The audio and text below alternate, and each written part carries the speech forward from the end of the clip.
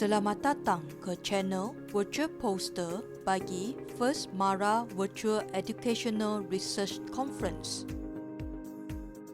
Tuan-tuan dan puan-puan boleh memilih tajuk Virtual Poster mengikut masa video dimainkan atau timestamp yang telah disenaraikan di bahagian description video ini.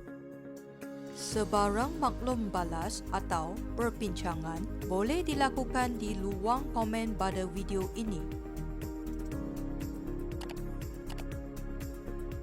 Berikut adalah senarai juri bagi kategori Virtual Poster. Dr. Monisa binti Abdul Wahab selaku Ketua Juri dari Kolej Profesional Mara Intra Mahkota. Puan Nur Faiza binti Siddiq dari Kolej Profesional Mara Seri Iskandar dan Puan Saino binti Abu Bakar dari Kolej Profesional Mara Belfort, Sabah. Terdapat 18 kajian kategori Virtual Poster. Tajuk adalah seperti berikut.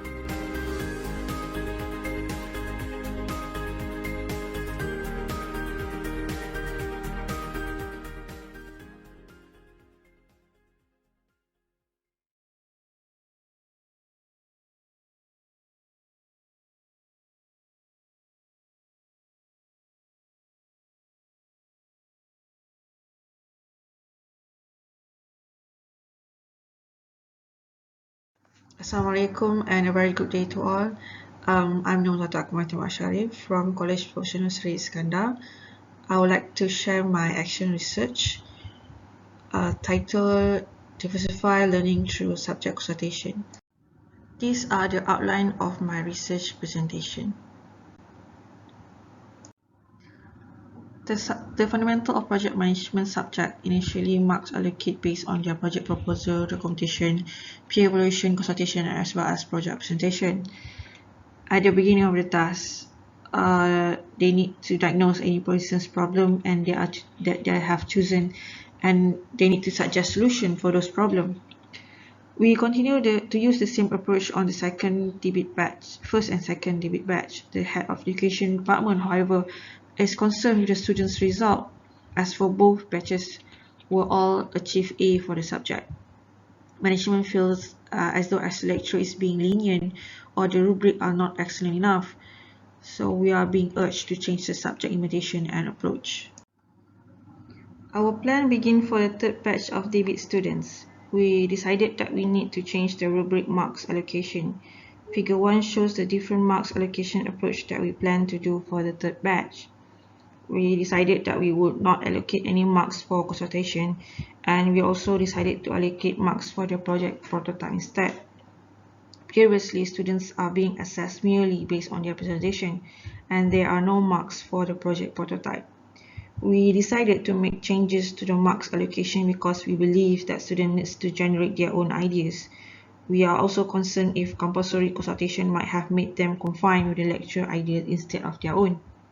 We also hope that students would continue to achieve higher grade for the subject despite regularly going through compulsory consultation with their lecturers. We began implementing our plan for changes towards smart education during the semester 1 year 2021.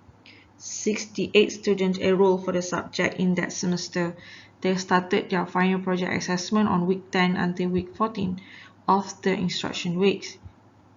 Lecturer highly encourage students to confirm their project topic before week 6. They are also highly recommended to submit their proposal draft by week 9 to begin developing their prototype from week 10 onwards. During the semester, almost all groups were able to finalize their project topic and submitted their project proposal draft according to the format given. Since there are no marks allocated for consultation, meeting with the lecturer is highly voluntary. However, upon deciding on their project topics, the student need to ask for the lecturer approval to ensure that there are no repetitive projects and to make sure that the project chosen by them can meet the rubric's requirement. This research aimed to identify whether students agree that consultation with the lecturer could help them with the subject, and we also like to ask them if the lecturer helps to trigger their own idea for their final project. For the finding out and analysis of the research, throughout the semester, we observed that students stopped coming for consultation after submitting their proposal. The lecturer did ask them a few times during the class and even encouraged them to refer to their friends who came for consultation if they have any questions or require help. The lecturer handed a questionnaire to the students to know how they feel about coming for consultation, to ask for guidance from lecturer regarding their project. Item 1, 2, and 6 tests if students feel that consultation with the lecturer can help them for the subject. Based on our observation of the debate third batch, most of them are reluctant to meet up with the lecturer for consultation because they do not regularly make progress. In other words, they are busy focusing on other assessments from different subjects. Since their final project due date is at the end of the semester, they tend to hold their progress to make way for more urgent assessment. That is why we wanted to know if the students would like to do their final project according to their own schedule and they do not like to be pressured with the need to meet up with their lecturers to show their progress regularly.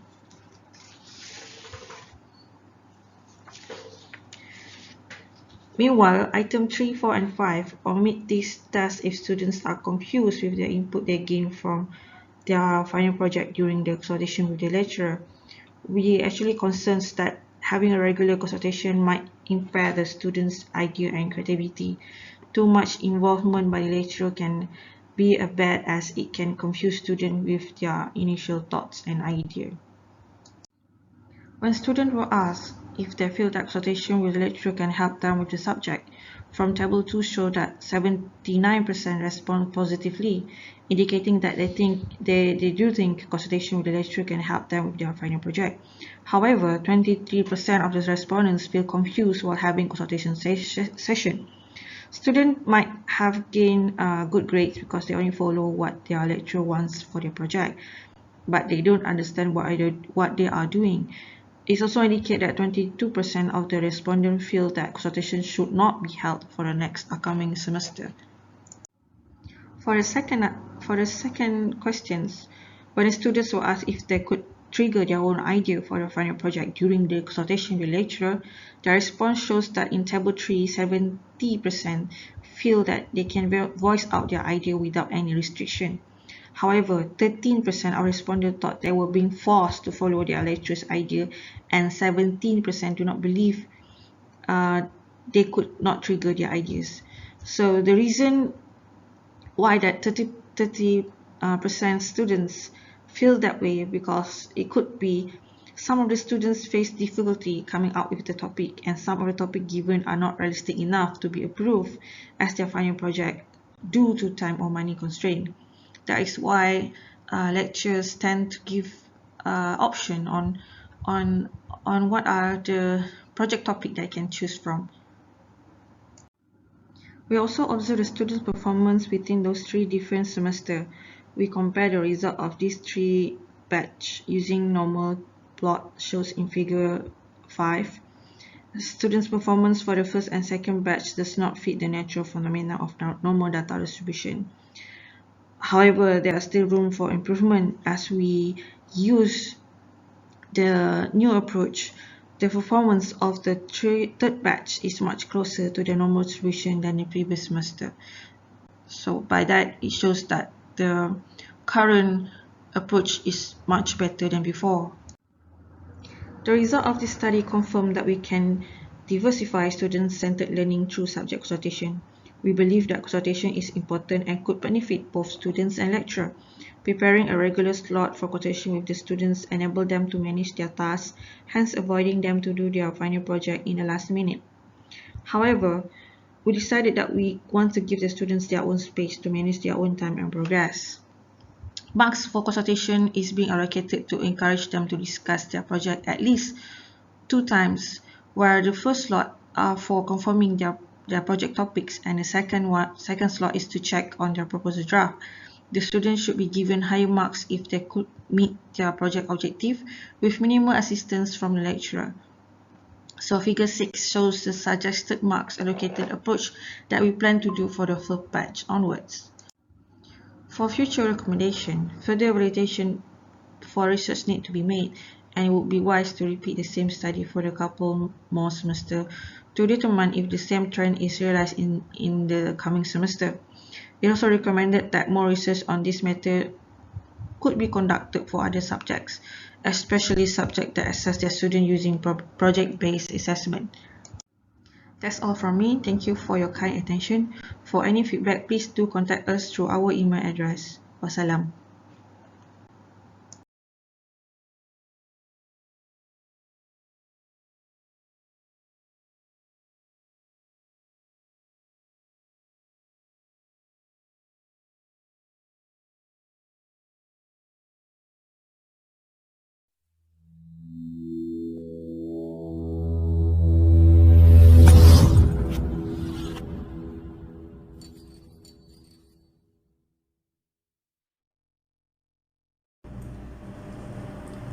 Assalamualaikum warahmatullahi wabarakatuh, and have a nice day. I'm Noriza Binti Ramli, Business and Marketing Lecturer from College Profesional Sri Iskandar. Would like to present about our innovation business idea. We would like to introduce the Islamic Business Simulator, as known as IBS model. This model is modified from the idea of business model canvas by Ostilader and Eve Pickner 2010. Islamic Business Simulator IBS is a business mapping model that incorporates Islamic business value into business planning.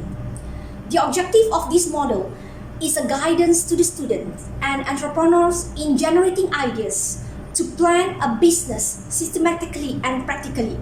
The variant of this model is to help the entrepreneurs to plan a business mapping based on the idea of business concept and Islamic business element. Why this IBS is very interesting? Firstly, because we use the acronyms that can help the entrepreneurial students to remember and understand the elements in IBS mapping. Number two, IBS redefines the components of business model canvas by rejuvenating and incorporating Islamic elements in business mapping. Number three, IBS enhances the efficiency, relevance, and quality of teaching by combining magnetic pads and facilitator boards for interactive and effective learning. Number four, IBS mapping is a visualization combining Islamic and entrepreneurial components. So this IBS model is very highly focused, concise, practical, and easy to understand using interesting acronym. IBS can be used to facilitate entrepreneurship subject and young entrepreneurs of small and medium enterprise SMEs in producing their business plan. There are 5 domains of IBS, which are business concept, business resources, key channels, key marketing activities, and key customer relationships. The acronym of BIS concept is ONTAQWA, while the acronym of BIS resources is DUIT. Key channel acronym are online and offline. The acronym of key marketing is 4Ps, followed by key customer relationship acronym is ICARE. That's about the 5 IBS domain. Back to the Darurat concept proposed by Zara 2007, education is one of the masalah that needs to be concerned. It is really hopes that this model will provide other solutions for issues on religious content, not only for today and hereafter. Regarding the potential value, currently IBS has been marketed to IKMA institution.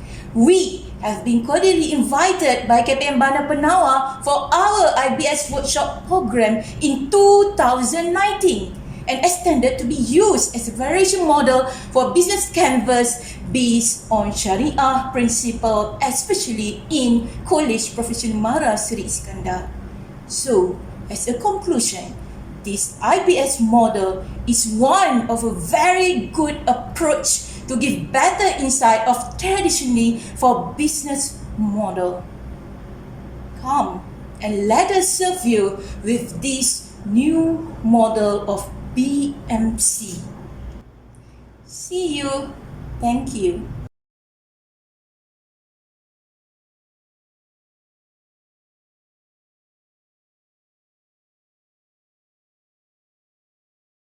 Bismillahirrahmanirrahim. Assalamualaikum warahmatullahi wabarakatuh dan selamat sejahtera. Saya Muhammad Fauzi bin Zainal Abidin dari Kolej Profesional Bandar Melaka akan membentangkan satu kajian tindakan yang bertajuk Halal Certification Kit, meningkatkan penguasaan bagi proses permohonan dan pengurusan dokumentasi yang terlibat dalam Persijilan Halal Malaysia bagi kursus Halal Certifications HLC 2543 untuk program Diploma Halal Industri di Kolej Profesional Bandar Melaka. Kajian tindakan ini dilaksanakan bersama rakan pengajar saya iaitu Dr. Farah Payada binti Burhan. Untuk pembentangan ini, ianya akan merangkumi 7 topik iaitu yang pertama, refleksi pengajaran dan pembelajaran lalu, yang kedua, fokus kajian, yang ketiga, objektif, yang keempat, tindakan, yang kelima, sasaran, yang keenam, kancat dan seterusnya, yang ketujuh adalah dapatan kajian. Kita mulakan dengan refleksi pengajaran dan pembelajaran lalu. Dapati bahawa pelajar mengalami kesukaran dalam mendapatkan maklumat berkaitan dengan proses yang terlibat dalam permohonan sijil halal daripada JAKIM. Pelajar juga perlu merujuk kepada beberapa sumber dan kebanyakan daripada sumber yang mereka rujuk adalah bergantung kepada sumber internet, yang mana mereka mengalami satu masalah iaitu tentang kesahihan maklumat yang terdapat daripada internet. Yang kedua, pelajar tidak mempunyai satu medium yang khas untuk mereka menghantar bahan pembelajaran mereka untuk tujuan penilaian. Fokus kajian adalah mewujudkan satu platform yang bertindak sebagai satu pusat sehenti untuk para pelajar mendapatkan maklumat yang diperlukan untuk permohonan sijil halal serta membolehkan mereka untuk membuat naik dokumen yang perlu diserahkan semasa permohonan sijil halal, yang mana dokumen-dokumen ini adalah merupakan sebahagian daripada keperluan penilaian berterusan bagi kursus HLC ini dalam projek akhir mereka. Jadi objektif kajian terbagi kepada dua iaitu objektif umum dan juga objektif khusus. Okey, untuk objektif umum, kajian ini adalah bertujuan untuk meningkatkan keberkesanan pengurusan penilaian berterusan bagi subjek HLC 2543 iaitu Halal Certifications. Untuk objektif khusus terbagi pada dua. Yang pertama, menyediakan sumber serta maklumat berkaitan dengan permohonan sijil halal yang merangkumi nota, garis panduan, video tutorial, template dokumen dan pautan langsung kepada sistem MyEHalal JAKIM. Yang kedua, menyediakan ciri-ciri kefungsian yang membolehkan pelajar memohon dokumen yang berkaitan dengan fail halal yang perlu mereka serahkan semasa permohonan sijil halal. Sasaran untuk kajian ini adalah pelajar-pelajar yang mendaftar kursus HLC 2543 bagi sesi 1 2021. Okey, ini adalah merupakan tindakan yang dilaksanakan untuk kajian ini.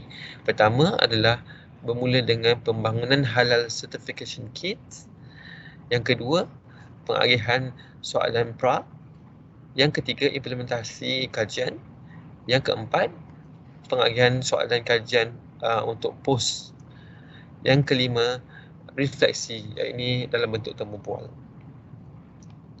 Ini adalah merupakan kancat bagi kajian tindakan ini. Okey, bermula dengan 4/5/2021 untuk pembangunan Halal Certification Kits menggunakan Google Site. Kemudian pengagihan prasoalan keberkesanan. Yang seterusnya adalah implementasi Halal Certification Kits. Dan seterusnya adalah post soalan keberkesanan dan akhir sekali adalah refleksi. Ini adalah merupakan laman utama bagi Halal Certification Kits. Okey, terdapat beberapa pautan iaitu untuk Malaysia Halal Certification Kit, tutorial dan video, Dokumentation dan frequency asked questions.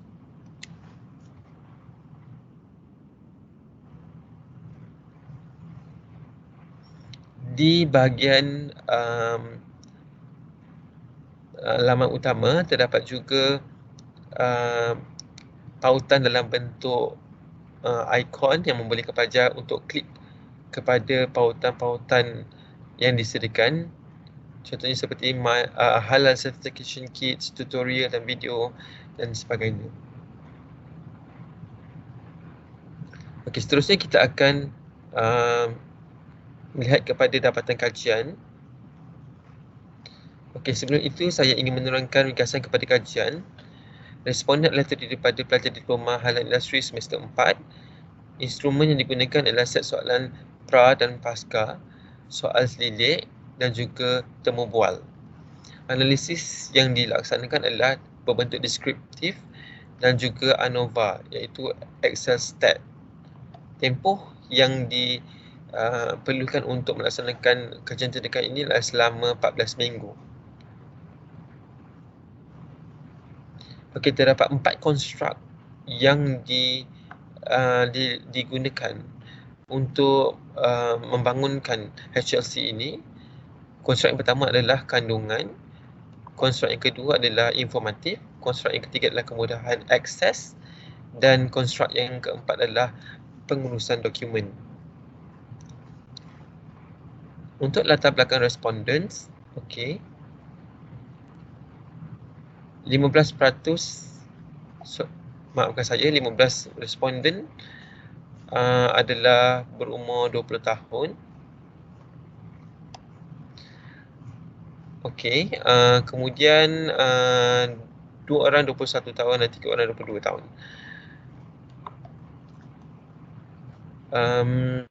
Rata-rata 71.4% daripada responden tidak pernah melaksanakan permohonan sijil halal sebelum menghadiri kursus ini. Okey, dapatan pertama untuk set soalan pra dan pasca. Okey, keputusan ujian pos yang pra telah menunjukkan peningkatan prestasi pelajar. Okey, ini menunjukkan bahawa HLC dapat membantu untuk meningkatkan pemahaman pelajar. Jika kita lihat untuk yang graf pertama ini menunjukkan skor bagi pelajar untuk ujian pra dan ujian pos berdasarkan soalan yang diberikan. Untuk graf yang berwarna merah adalah merupakan ujian pra, manakala untuk graf yang berwarna kuning menunjukkan ujian pos. Untuk dapatan yang kedua melalui soalan selidik, okey, dapatan daripada soalan selidik tentang keberkesanan penggunaan platform pembelajaran ini mendedahkan bahawa Halal Certification Kits adalah sebagai satu media pembelajaran yang berkesan dari aspek kandungan, kemudahan akses, informatif dan juga pengurusan dokumen dengan nilai min sebanyak 4.5 dengan sisi awan sebanyak 0.14. Okey, ini adalah merupakan interpretasi berdasarkan pada konstruk untuk keberkesanan Halal Certification Kits. Untuk kandungan, kesemua item menunjukkan interpretasi tinggi. Begitu juga untuk konstruk bagi kemudahan akses, interpretasi bagi setiap item menunjukkan menunjukkan nilai yang tinggi. Begitu juga untuk informatif dan juga pengurusan dokumen, interpretasi bagi item menunjukkan nilai yang tinggi. Baiklah, untuk dapatan yang ketiga iaitu refleksi, menunjukkan bahawa pelajar lebih memahami dan mudah untuk menguruskan bahan pembelajaran, mengakses maklumat berkaitan dengan menggunakan satu platform serta penilaian berterusan bagi kursus Halal Certification Kits melalui penggunaan HCK ini.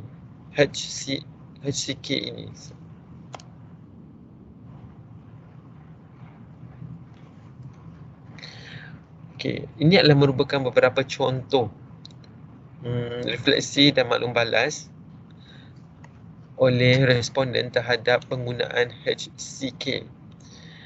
Okey, HCK sangat membantu saya dan ahli kumpulan saya dalam menyiapkan tugasan ini.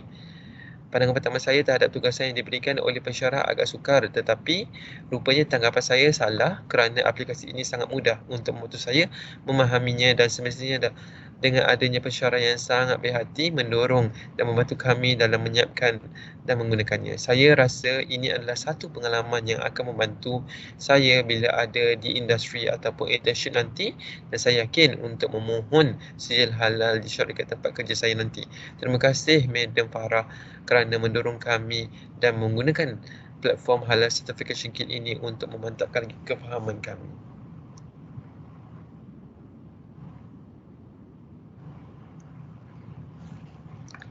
Okey, Halal Certification Kit ini sangat membantu saya dalam menyelesaikan tugasan yang diberikan.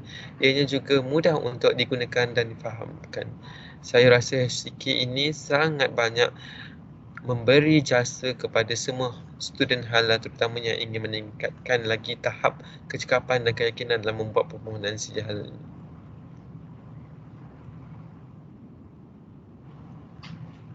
Okey, baiklah. Untuk penambahbaikan bagi kajian tindakan ini, disarankan bahawa yang pertama, menambahkan maklumat berkaitan keperluan umum dan khusus dalam persijilan halal pada Halal Certification Kit ini. Kemudian menambahkan maklumat tentang contoh dokumen, dan akhir sekali menambahkan enhancement activity bagi memantapkan penguasaan terhadap tata cara permohonan sijil halal. Okey, di sini dapat dirumuskan bahawa penggunaan aplikasi web seperti Halal Certification Kit ini diharap dapat menjadi solusi alternatif bagi meningkatkan kefahaman pelajar tentang topik yang dipelajari, selain daripada hanya bergantung kepada modul dalam bentuk hard copy. Untuk itu, sekian, terima kasih.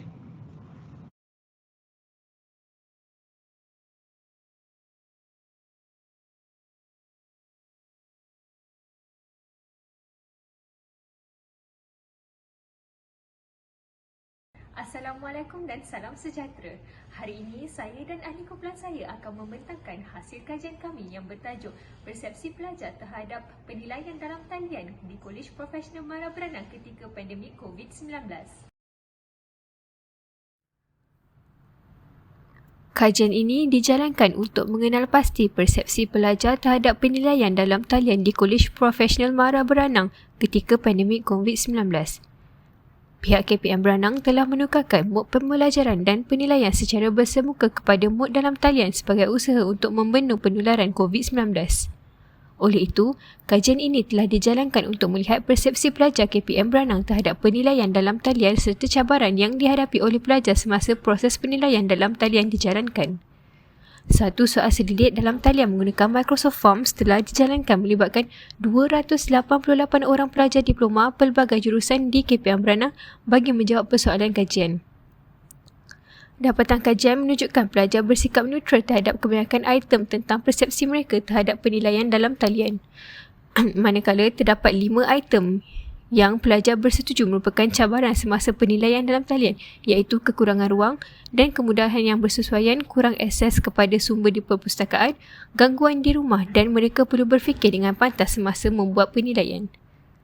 Secara keseluruhan, kajian ini dapat mengenal pasti persepsi dan cabaran pelajar terhadap penilaian dalam talian dan dapat membantu para pendidik menambah baik pelaksanaan penilaian dalam talian.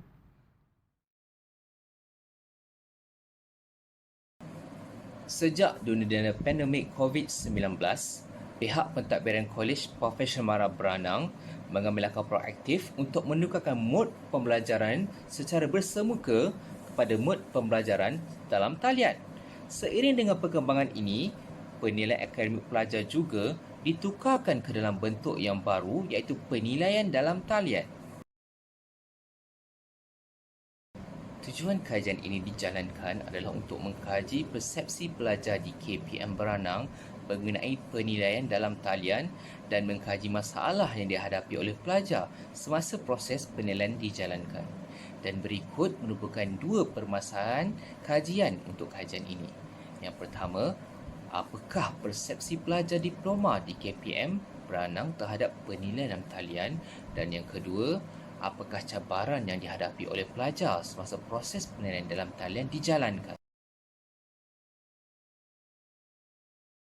Bagi objektif kajian, yang pertama, mengenal pasti persepsi pelajar diploma KPM Beranang terhadap penilaian dalam talian.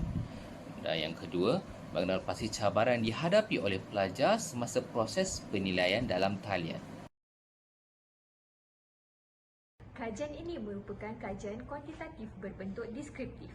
Bentuk kajian ini diguna pakai bagi mengkaji persepsi pelajar terhadap penilaian atas talian dan cabaran yang dihadapi sepanjang proses penilaian dijalankan. Kajian berbentuk deskriptif boleh digunakan untuk mengkaji sikap, tingkah laku, kepercayaan dan persepsi berkaitan sesuatu isu. Untuk kajian ini, kaedah persampulan bertujuan telah digunakan.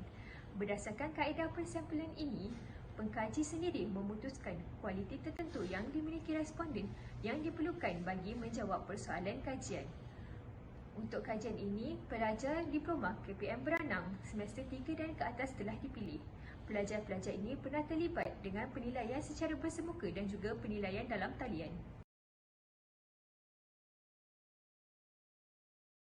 Dua instrumen yang dibangunkan oleh Iskandar, Ganesan dan Maulana telah digunakan untuk kajian kali ini. Instrumen yang pertama ialah instrumen yang melibatkan soalan mengenai persepsi pelajar mengenai penilaian dalam talian. Bahagian ini mengandungi 16 soalan. Instrumen yang kedua pula mengandungi 15 soalan yang berkaitan dengan cabaran-cabaran yang dihadapi oleh pelajar sepanjang penilaian dalam talian.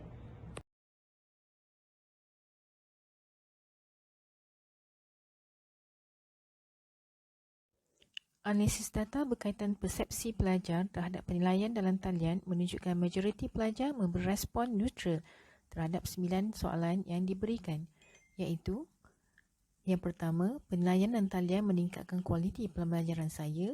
Yang kedua, penilaian dalam talian menambah baik kemahiran teknikal saya. Yang ketiga, penilaian dalam talian memberikan maklum balas segera mengenai prestasi saya. Yang keempat, penilaian dalam talian lebih adil dan tidak berat sebelah. Yang kelima, penilaian dalam talian membantu untuk mengelakkan penipuan.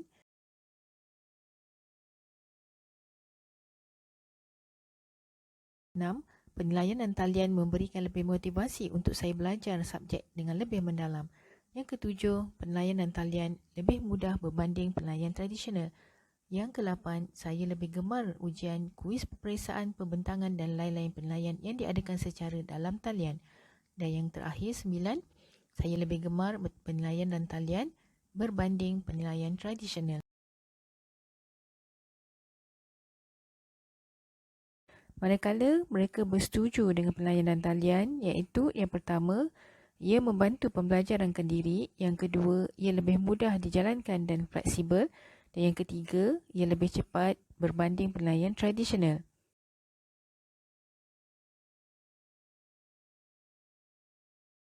Pelajar telah memberi respon tidak bersetuju berkaitan penilaian dalam talian, iaitu yang pertama, ia tak sesuai digunakan untuk semua pelajar.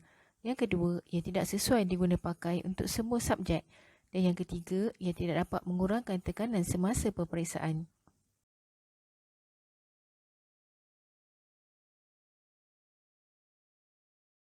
Berikut merupakan analisis data bagi cabaran penilaian dalam talian yang menunjukkan bahawa majoriti pelajar memberi respon neutral terhadap 8 soalan yang diberikan, iaitu yang pertama, mereka kurang akses kepada internet. Yang kedua, cabaran kekangan ekonomi, kos internet. Yang ketiga, kurang maklum balas daripada pensyarah. Yang keempat, penilaian dalam talian membuatkan mereka rasa gemetar.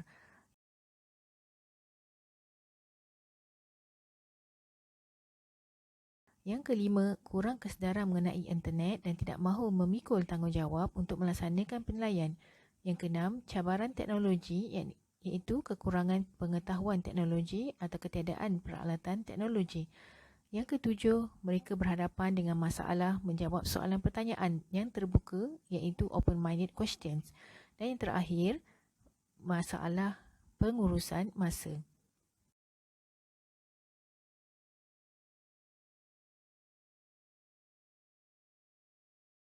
Yang seterusnya, analisis data bagi cabaran penilaian dalam talian menunjukkan majoriti pelajar bersetuju dengan masalah penilaian dalam talian, iaitu yang pertama, masalah kekurangan ruang dan kemudahan yang bersesuaian.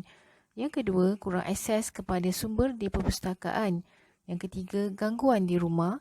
Yang keempat, kurang motivasi. Dan yang kelima, mereka perlu berfikir dengan pantas semasa membuat penilaian seperti kuis, ujian, peperiksaan dan lain-lain. Hasil perbincangan kajian telah kami lakukan mendapati bahawa pelajar yang biasa dengan penggunaan gadget tidak menghadapi masalah besar dengan perubahan mod pembelajaran. Selain itu, pembelajaran fleksibel memberi peluang pelajar untuk pembelajaran kendiri.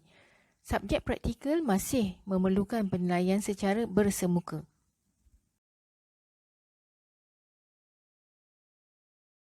Masalah di luar kawalan seperti masalah internet dan peranti menyebabkan pelajar menjadi lebih tertekan.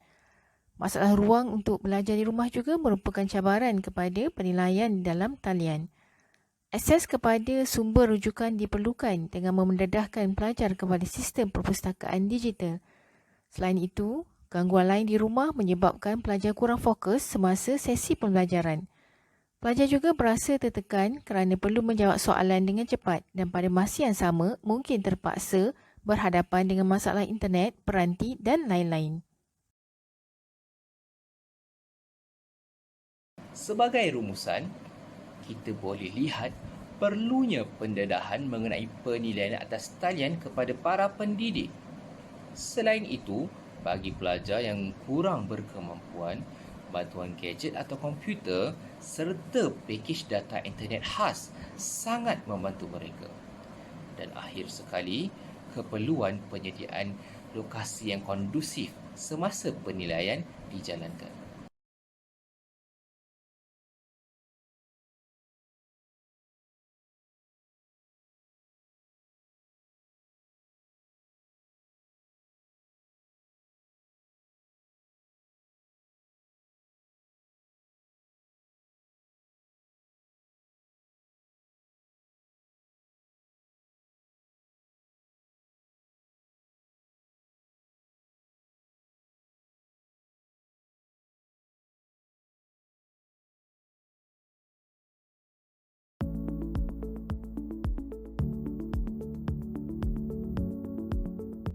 Salam sejahtera and good day. Saya akan membentangkan satu kajian bertajuk Persepsi Pelajar Terhadap Pembelajaran secara dalam talian sepanjang pandemik COVID-19. Kajian ini disediakan oleh Puan Masuri binti Maksud dan saya, Ci Kayen dari Jabatan Pengajian Am Kolej Profesional Beranang.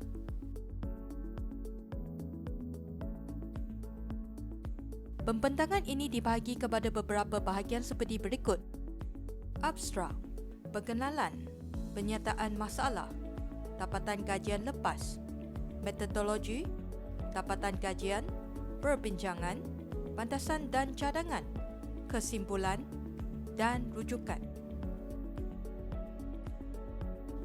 Kajian ini membincangkan persepsi pelajar dalam menjalani pembelajaran secara dalam talian semasa berlakunya pandemik COVID-19. Kajian ini juga turut meninjau tentang kelebihan dan kekurangan pembelajaran secara dalam talian serta tahap kesediaan mereka dalam menghadapi cabaran PDB araf baru ini. Kajian ini dilaksanakan terhadap 549 pelajar di Industri Pendidikan Tinggi MARA di seluruh negara. Hasil dapatan mendapati sebilangan besar responden mempunyai tahap kesediaan yang tinggi terhadap pembelajaran dalam talian. Tinjauan ini juga mendapati bahawa kelebihan utama PDB secara dalam talian adalah suasana selesa dan kebolehan untuk belajar mengikut kemampuan diri dan fleksibiliti pembelajaran. Kekurangan utama PDB secara dalam talian pula adalah masalah teknikal yang dihadapi dan juga impak sosial akibat daripada kurang interaksi fizikal sesama pensyarah dan rakan sekelas. Para pendidik boleh menjadikan dapatan ini sebagai paduan dalam mengendalikan kelas secara atas talian. Kata-kata kunci untuk kajian ini adalah pandemik, dalam talian, pengajaran, persepsi dan kesediaan.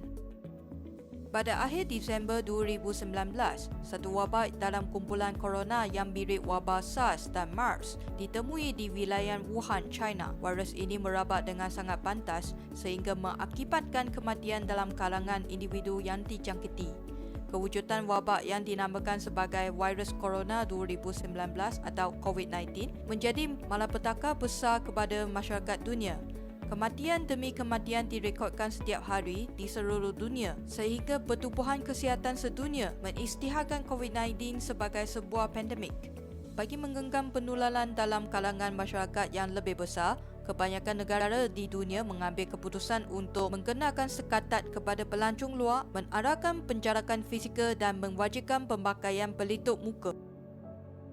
Penambahan kes jangkitan dalam kalangan rakyat tempatan menyebabkan pihak kerajaan Malaysia terpaksa mengambil langkah tegas dengan memperkenalkan Perintah Kawalan Pergerakan PKP bermula pada 18 Mac 2020. Langkah ini adalah sangat perlu kerana wabak yang gagal dikawal dengan segera bakal menyebabkan mudarat yang lebih besar kepada negara. Kesan pelaksanaan PKP ini bukan sahaja dirasai oleh Malaysia, malah masyarakat di seluruh dunia juga menghadapi situasi yang sama. Kegusaran dalam kalangan rakyat bukan sahaja kerana takut dijangkiti wabak COVID-19, tetapi akibat daripada pelaksanaan PKP, sebahagian daripada anggota masyarakat sangat bimbang dan kehilangan pekerjaan dan kanak-kanak ketinggalan dalam pembelajaran. Dalam konteks pendidikan, sehingga Mac 2020, aktiviti pembelajaran secara formal yang melibatkan hampir 600 juta pelajar di seluruh dunia terjejas akibat daripada arahan penutupan institusi-industri pendidikan sama ada di peringkat sekolah maupun institusi pengajian tinggi. Kajian WHO di China yang lebih awal menghadapi wabak COVID-19 mendapati permintaan terhadap sektor pendidikan di China meningkat walaupun dalam situasi pandemik ini.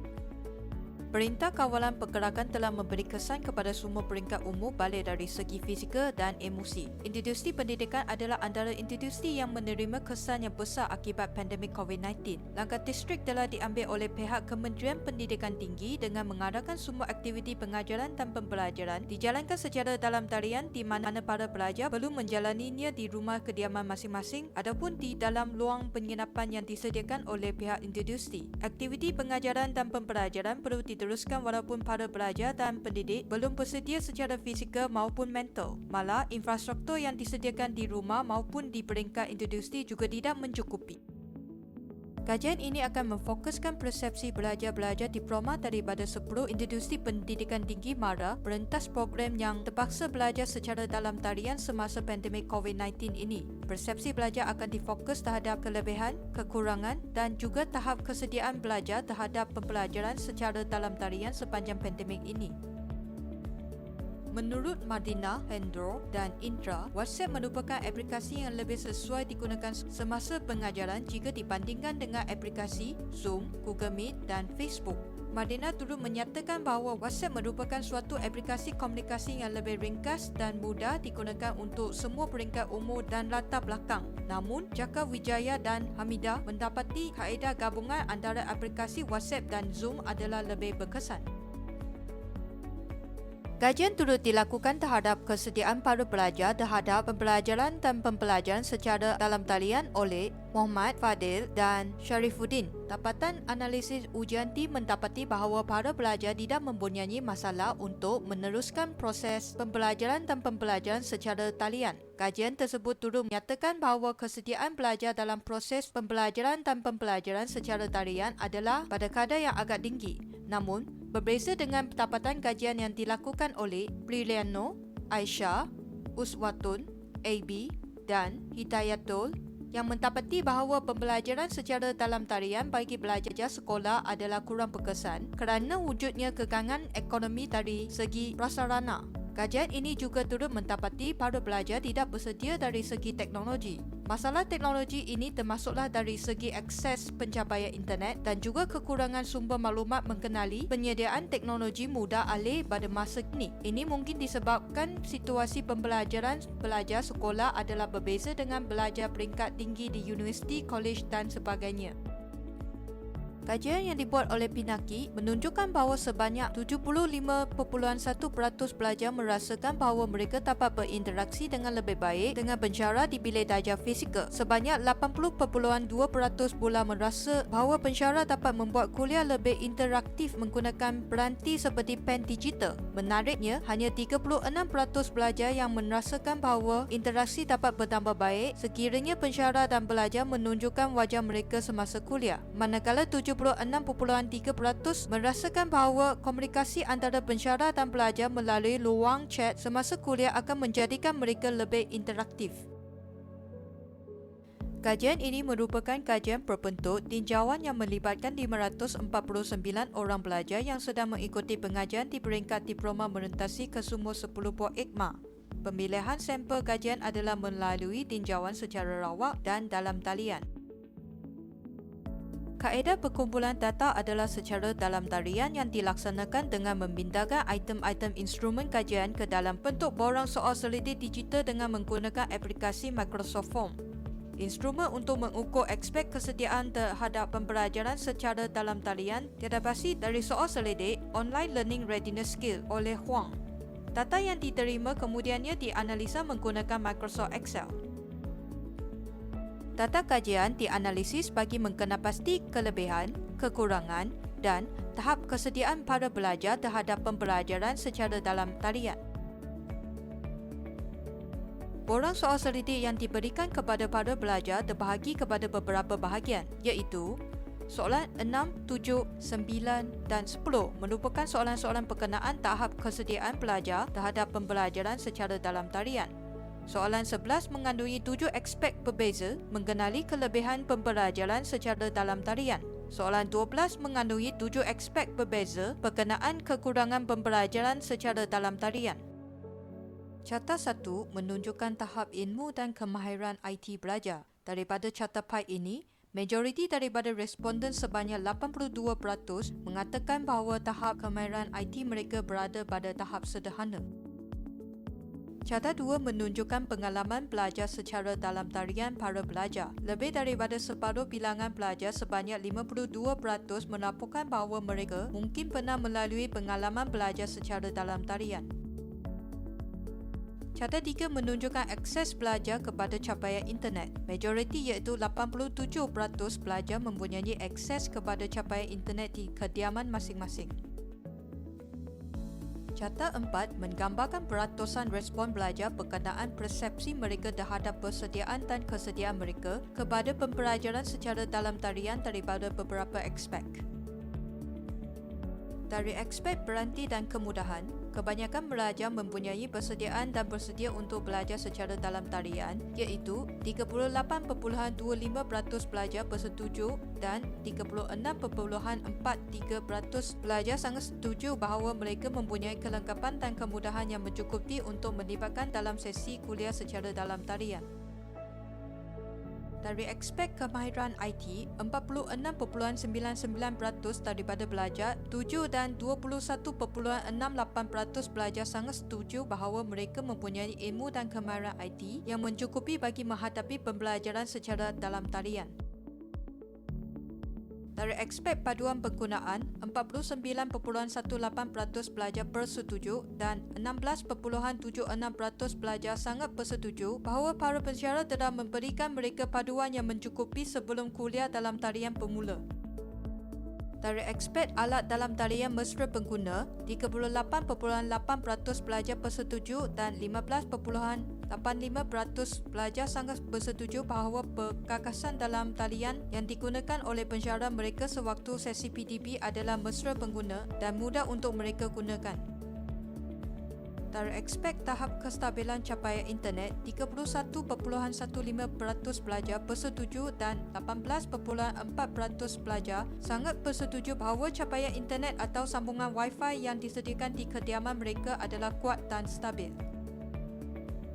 Carta 5 ini menggambarkan peratusan maklum balas pelajar terhadap persepsi mereka mengenali kelebihan pelajar secara dalam talian. Kebanyakan pelajar berpendapat bahawa belajar di rumah adalah kelebihan utama iaitu sebanyak 70.49%, diikuti dengan 64.8% pelajar bersetuju bahawa dengan pembelajaran secara dalam talian, mereka mempunyai akses kepada bahan-bahan dalam talian dengan mudah. 61.02% pelajar memilih belajar secara dalam talian memudahkan mereka membuat rakaman video sesi PDB bersama dengan pensyarah untuk rujukan mereka, dan 55.01% pelajar berpendapat bahawa mereka berupaya untuk belajar mengikut kemampuan diri sendiri. Terdapat sebilangan responden yang mengatakan bahawa mereka mempunyai ruang belajar yang selesa di kediaman masing-masing iaitu sebanyak 40.07% dan 36.43% pelajar lagi berpendapat mereka mempunyai fleksibiliti untuk mengikuti kelas secara dalam talian berbanding dengan kelas bersemuka. Hanya 14.57% pelajar memilih bahawa PDP secara dalam talian meningkatkan kadar interaktiviti semasa dalam kelas. Kelebihan lain yang diberikan oleh responden adalah dari segi faktor perkhidmatan masa dan wang. Jata 6 menggambarkan peratusan maklum balas pelajar terhadap kekurangan pembelajaran secara dalam talian. Kebanyakan pelajar berpendapat bahawa masalah teknikal merupakan kekurangan utama pembelajaran secara dalam talian iaitu 74.5%. Sebanyak 64.12% pelajar pula berpendapat bahawa mereka kurang berinteraksi sesama rakan sekelas dan 60.11% pelajar berpendapat mereka kurang berinteraksi bersama pensyarah sewaktu kelas dalam talian. 55.73% pelajar mengakui bahawa mereka kurang disiplin diri dalam mengikuti kelas secara dalam talian, manakala 52.28% pelajar mengatakan bahawa mereka saling diganggu oleh ahli keluarga sewaktu pembelajaran secara dalam talian. Terdapat 45.54% pelajar tidak mempunyai ruang belajar yang konduktif di kediaman mereka dan 42.26% pelajar berpendapat mereka merasa terasing daripada masyarakat ketika PDP secara dalam talian. Kekurangan lain yang dinyatakan oleh pelajar adalah masalah capaian internet. Berdasarkan analisis dapatan borang soal selidik, rata-rata pelajar-pelajar ini sudah bersedia untuk menghadapi pembelajaran secara dalam talian dari aspek fizikal dan mental. Majoriti daripada responden sudah bersedia dari segi aspek kelengkapan, peralatan dan fasiliti pembelajaran secara dalam talian di mana kemudahan-kemudahan ini telah disediakan oleh para ibu bapa dan industri yang mereka hadiri. Mereka juga sudah mempunyai akses yang baik kepada capaian internet yang tersedia dan mempunyai ilmu dan kemahiran IT yang mencukupi untuk belajar secara dalam talian. Namun, terdapat pelajar yang mungkin keliru dengan tarifan pembelajaran secara dalam talian berdasarkan kepada analisis seperti dalam carta 2 di mana lebih daripada separuh tidak yakin tentang pengalaman mereka belajar secara dalam talian. Para pelajar berpendapat bahawa kelebihan utama pembelajaran secara dalam talian adalah tertumpu keselesaan pelajar di luar kediaman sendiri yang lebih kondusif daripada institusi mereka. Mereka juga selesa belajar secara dalam talian kerana faktor fleksibiliti di mana mereka boleh akses kepada bahan-bahan pembelajaran dalam talian dan boleh merekod pertemuan dengan pensyarah dan mampu untuk belajar mengikut kemampuan mereka sendiri. Namun, bagi setiap kelebihan, terdapat juga kekurangan pembelajaran secara dalam talian. Masalah teknikal sewaktu kelas sedang berlangsung adalah kekurangan utama. Para pelajar juga berpendapat mereka merasa terasing daripada masyarakat dan tidak dapat berinteraksi secara aktif dan bersemuka bersama para pensyarah serta rakan sekelas mereka. Ini mungkin sedikit banyak menjejaskan pengalaman pembelajaran mereka sewaktu musim pandemik ini. Kajian ini terbatas kepada perkara-perkara yang dihadkan oleh penyelidik. Di antara batasan-batasan tersebut adalah, kajian ini hanya melibatkan pelajar di 10 buah institusi pendidikan MARA di Malaysia, iaitu seramai 549 orang pelajar sahaja. Di cadangan kajian yang akan datang dapat meningkatkan saiz sampel dengan melibatkan semua IKMA di Malaysia. Selain itu, di cadangan kajian dapat dijalankan menggunakan kajian kualitatif yang melibatkan proses temuduga secara bersemuka atau dalam talian menggunakan platform Google Meet atau Microsoft Teams dengan responden. Penyelidik boleh menyelami peraksaan pelajar dengan lebih mendalam melalui temu bual dan melihat diri ekspresi muka dan bahasa tubuh responden. Dapatan kajian tersebut dapat membantu memberi gambaran yang lebih jelas tentang tahap kesediaan motivasi pelajar terhadap pembelajaran atas talian di era pandemik ini. Walau bagaimanapun, kajian ini memberi implikasi dengan menambah maklumat berkaitan dengan persepsi dan emosi belajar dalam pembelajaran dalam talian ini. Dapatan ini boleh memberi paduan kepada para pentadbir dalam membuat keputusan. Para pensyarah juga boleh menggunakan dapatan ini bagi menyesuaikan kaedah pembelajaran dan pengajaran sepanjang tempoh pandemik ini.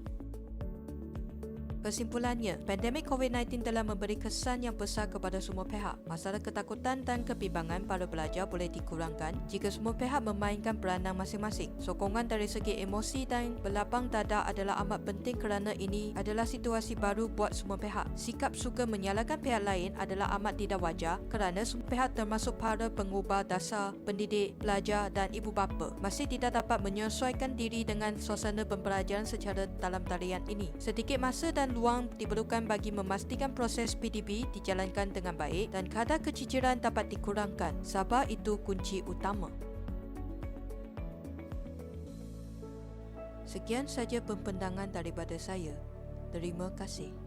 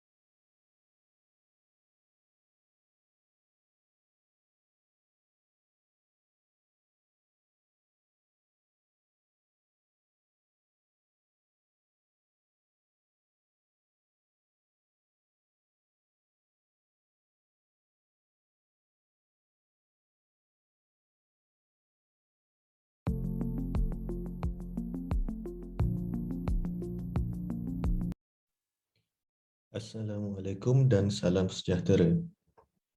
Kami akan membentangkan satu kajian yang bertajuk Keberkesanan Pembelajaran Ko-Kurikulum secara dalam talian di kalangan pelajar Kolej Profesional MARA.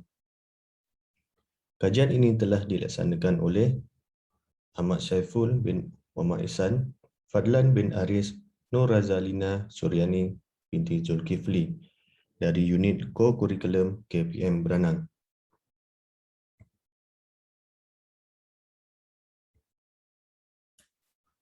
Pengajaran dan pembelajaran pada musim pandemik COVID-19 mengalami transformasi daripada berbentuk fizikal kepada digital dan dalam talian.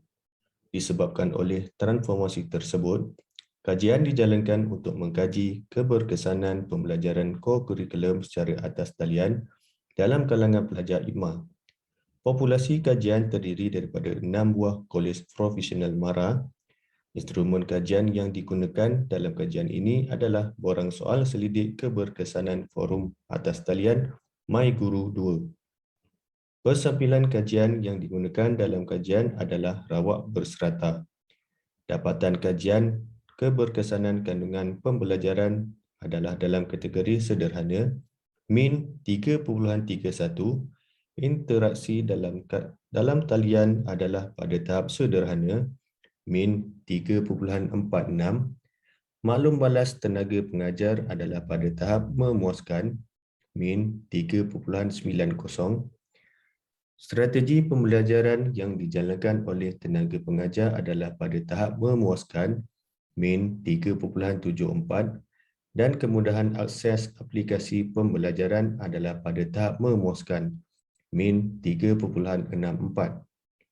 Secara keseluruhannya, komponen maklum balas tenaga pengajar merupakan komponen tertinggi yang berkesan dan diikuti oleh strategi pembelajaran, aplikasi pembelajaran, interaksi dalam talian dan kandungan pembelajaran. Pembelajaran secara talian ini memberi kesan yang positif terhadap pembelajaran dalam kalangan pelajar. Namun begitu, ia tetap mempunyai cabaran dan kesan negatif. Tenaga pengajar dan pelajar haruslah memainkan peranan yang penting dalam meningkatkan kualiti pembelajaran secara talian. Co-curriculum merupakan pembelajaran yang efisien dilakukan secara fizikal. Pembelajaran co-curriculum adalah melibatkan kelab dan persatuan, sukan dan permainan dan badan beruniform dan dilaksanakan secara teori dan praktikal. Disebabkan oleh situasi negara yang mengalami pandemik COVID-19, ia menyebabkan berlakunya transformasi pembelajaran secara talian termasuklah pembelajaran co-curriculum.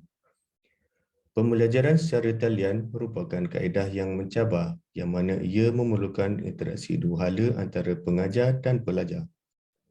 Pembelajaran secara talian mempunyai pelbagai istilah seperti pembelajaran bercampur, blended learning, pembelajaran rangkaian, network learning, pembelajaran dalam talian, online learning dan sebagainya yang menggunakan peranti seperti komputer dan telefon pintar sebagai platform pembelajaran. Pembelajaran secara talian ini membuka peluang pada pelajar untuk belajar dari mana sahaja mereka berada tanpa mengira persekitaran dan juga masa.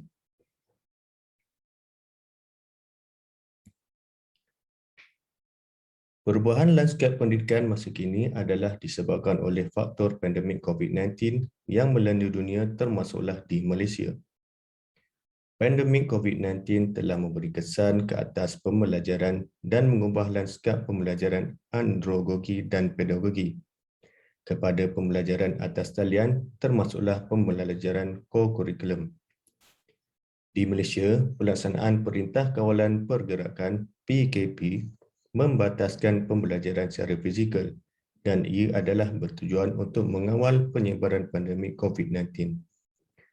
Pelaksanaan PKP ini turut memberi kesan ke atas keseluruhan sektor pendidikan dan sektor ini mengamalkan pengajaran dan pembelajaran di rumah (PDPR).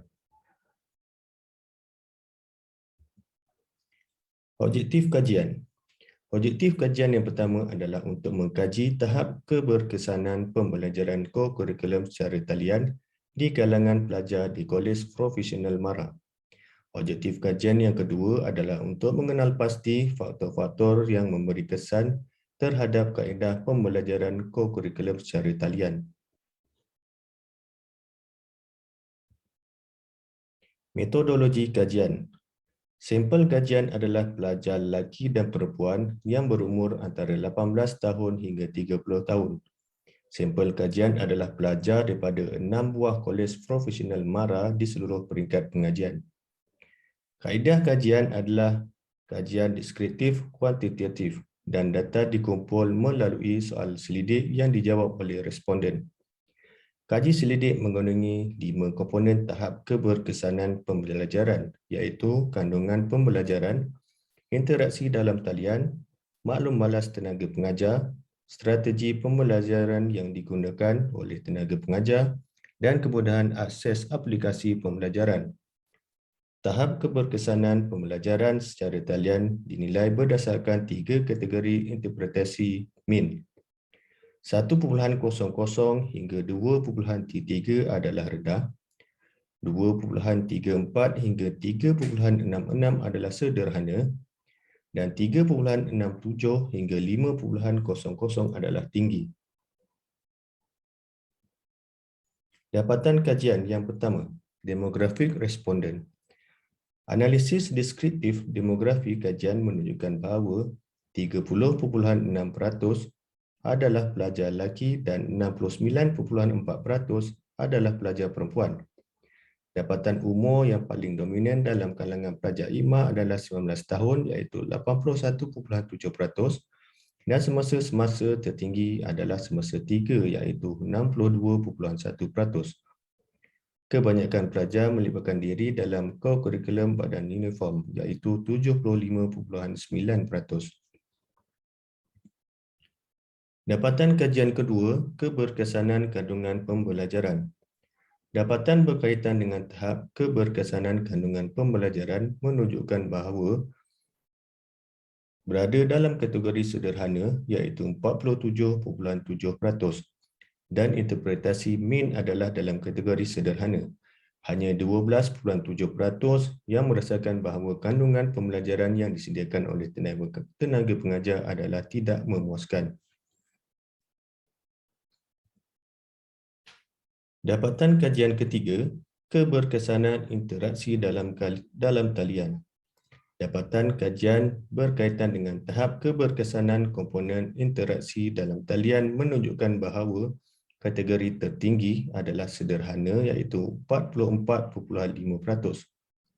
dan interpretasi min adalah dalam kategori sederhana. Terdapat 8.1% berpendapat bahawa interaksi dalam talian yang digunakan oleh tenaga pengajar adalah tidak memuaskan. Dapatan kajian keempat, keberkesanan maklum balas pengajar. Dapatan kajian yang dijalankan berkaitan dengan komponen maklum balas tenaga pengajar terhadap pelajar menunjukkan bahawa kategori tertinggi adalah memuaskan. Hasil dapatan ini diinterpretasikan sebagai tinggi berdasarkan nilai min, manakala terdapat 0.6% yang menyatakan bahawa tahap keberkesanan maklum balas tenaga pengajar berada dalam kategori tidak memuaskan. Dapatan kajian kelima, keberkesanan strategi pembelajaran. Dapatan kajian ke atas komponen strategi pembelajaran yang dilakukan oleh tenaga pengajar menunjukkan bahawa tahap keberkesanannya berada dalam kategori memuaskan iaitu 56.0%. Hasil daripada dapatan ini, nilai min diinterpretasikan berada dalam kategori tinggi. Namun begitu, terdapat 2.2% menyatakan bahawa tahap keberkesanan strategi pembelajaran yang dijalankan oleh tenaga pengajar berada dalam kategori tidak memuaskan. Secara keseluruhannya, dapatan tahap keberkesanan pembelajaran secara talian di kalangan pelajar Kolej Profesional MARA berada dalam kategori sederhana dan tinggi. Komponen yang paling dominan berkesan adalah komponen maklum balas tenaga pengajar, min 3.90 dan diikuti oleh strategi pembelajaran, min 3.74, aplikasi pembelajaran, min 3.64, interaksi dalam talian, min 3.46 dan kandungan pembelajaran, min 3.31. Komponen maklum balas tenaga pengajar merupakan komponen yang paling berkesan terhadap tahap keberkesanan pembelajaran secara talian dalam kalangan pelajar. Pelajar berpendapat bahawa maklum balas yang cepat dan segera daripada tenaga pengajar memberi kesan yang positif terhadap tahap keberkesanan pembelajaran secara talian dan ia adalah selari dengan dapatan Zahid dan Noni 2020. Ia turut menyokong dapatan Wardani, Hanifudisa dan Fatona 2013 yang mendapati bahawa maklum balas yang positif daripada tenaga pengajar memberi kesan yang baik terhadap kesediaan pelajar dalam belajar dan secara tidak langsung memberi keberkesanan terhadap pembelajaran secara talian. Komponen kandungan pembelajaran merupakan komponen yang paling rendah di antara komponen-komponen lain. Kandungan pembelajaran jelas menunjukkan bahawa Ia memainkan peranan yang penting dan mempengaruhi keberkesanan pembelajaran.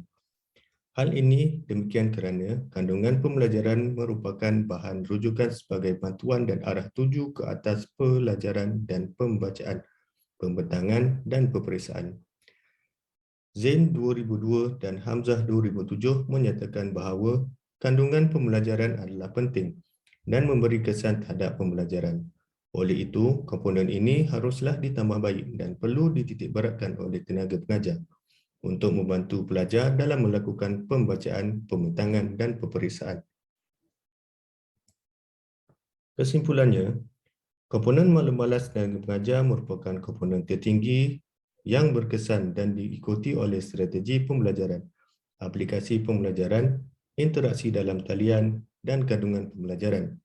Pembelajaran secara talian ini memberi kesan yang positif terhadap pembelajaran dalam kalangan pelajar. Namun begitu, ia tetap mempunyai cabaran dan kesan negatif. Tenaga pengajar dan pelajar haruslah memainkan peranan yang penting dalam meningkatkan kualiti pembelajaran secara talian. Sekian, terima kasih.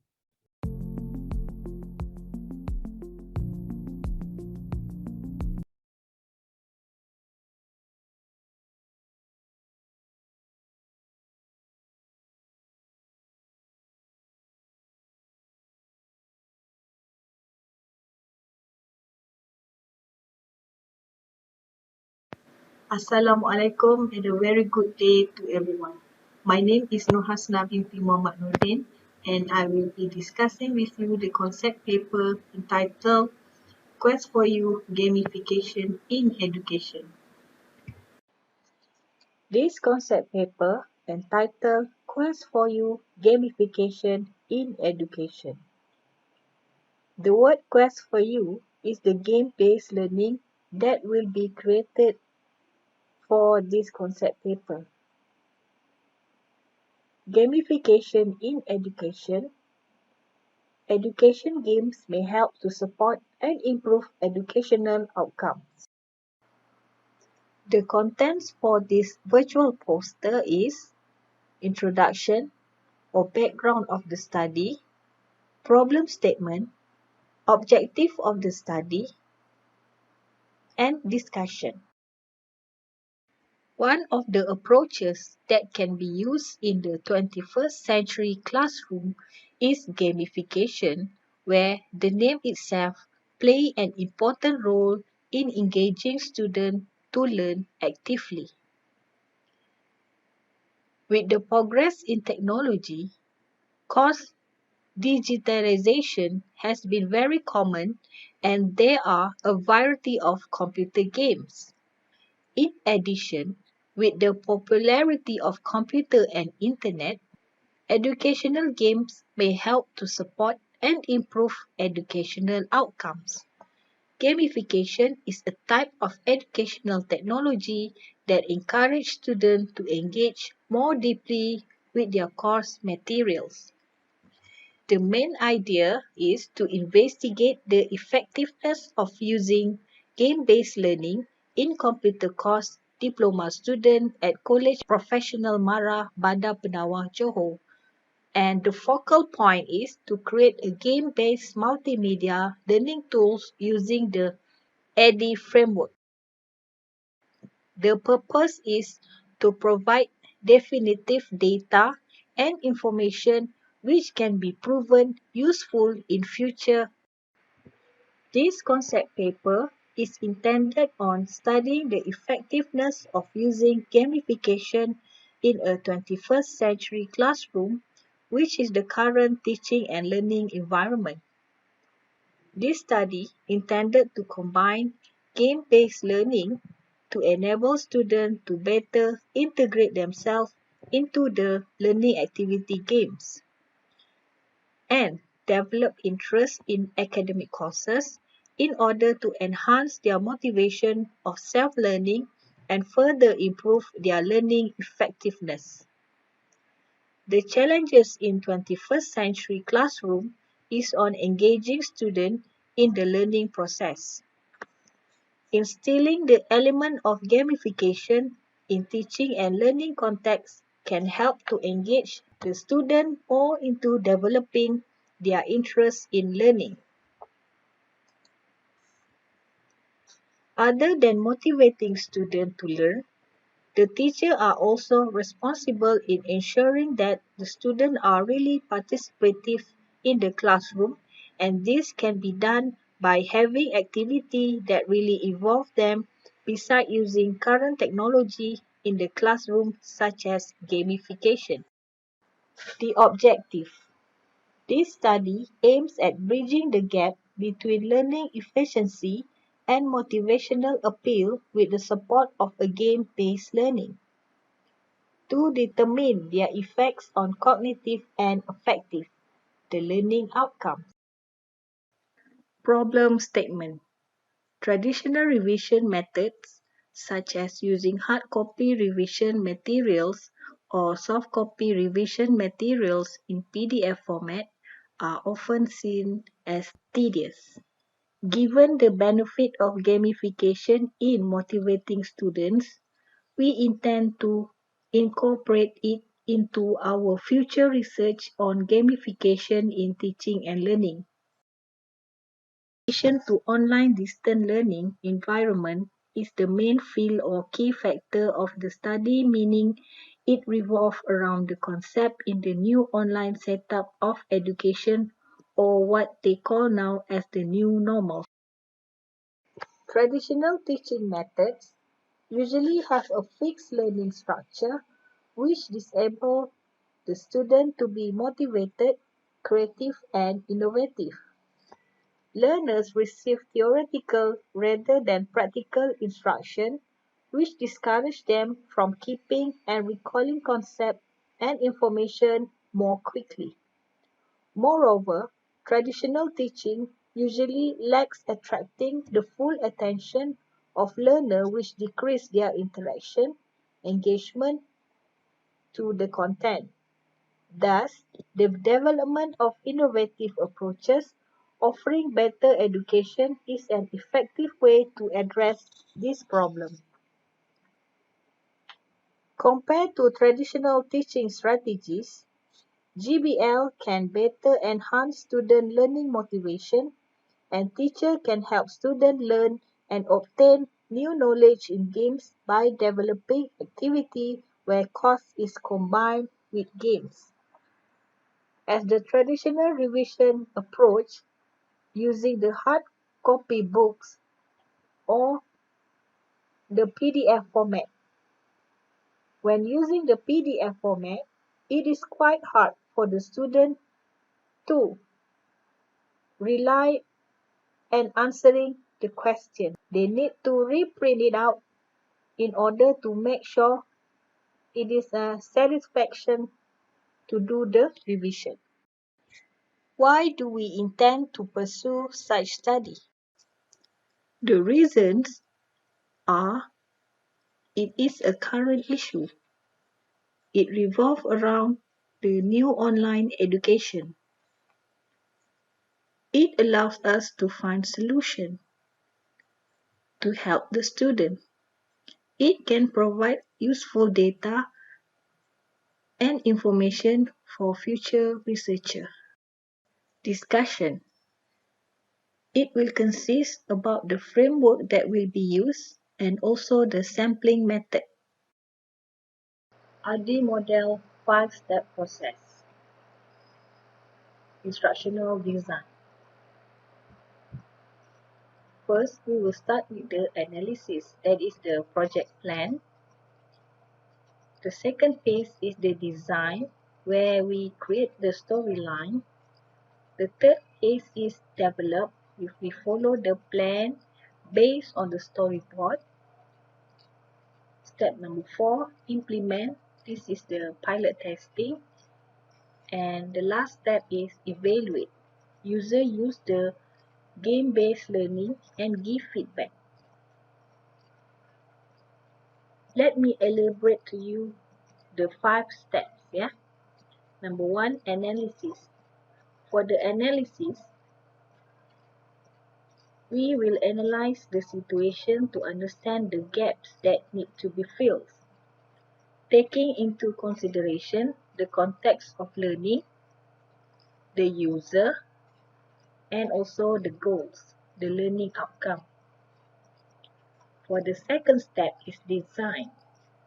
Based on the analysis, make informed decision to design the best possible learning experience, such as gamification activities, gamification elements.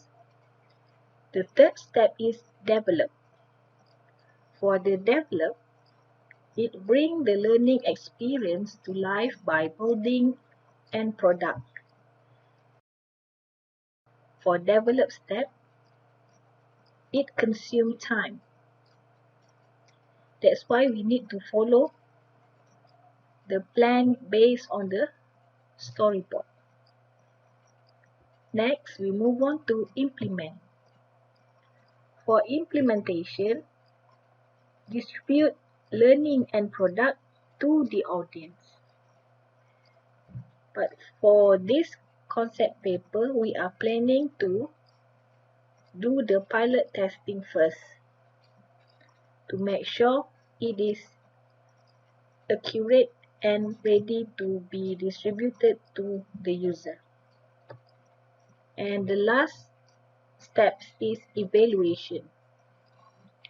This is an important step to evaluate the learning product to make sure it is effective. And we can make any necessary updates and cycle back to the analysis phase. For evaluation, the user will give the feedback. For sampling method, we will be using sampling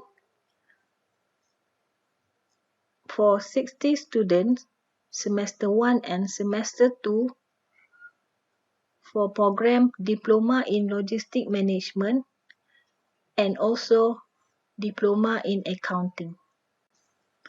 Data collection method. There will be 4 types of data collection method used: pre-test, post-test, sample student interview, randomly picked, and also questionnaires. Pilot test using GBL.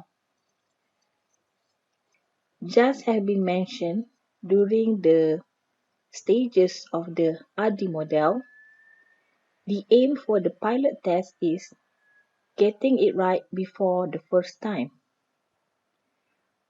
Pilot testing, a session or 2 before the real test, help first-time usability studies, leading to more reliable results.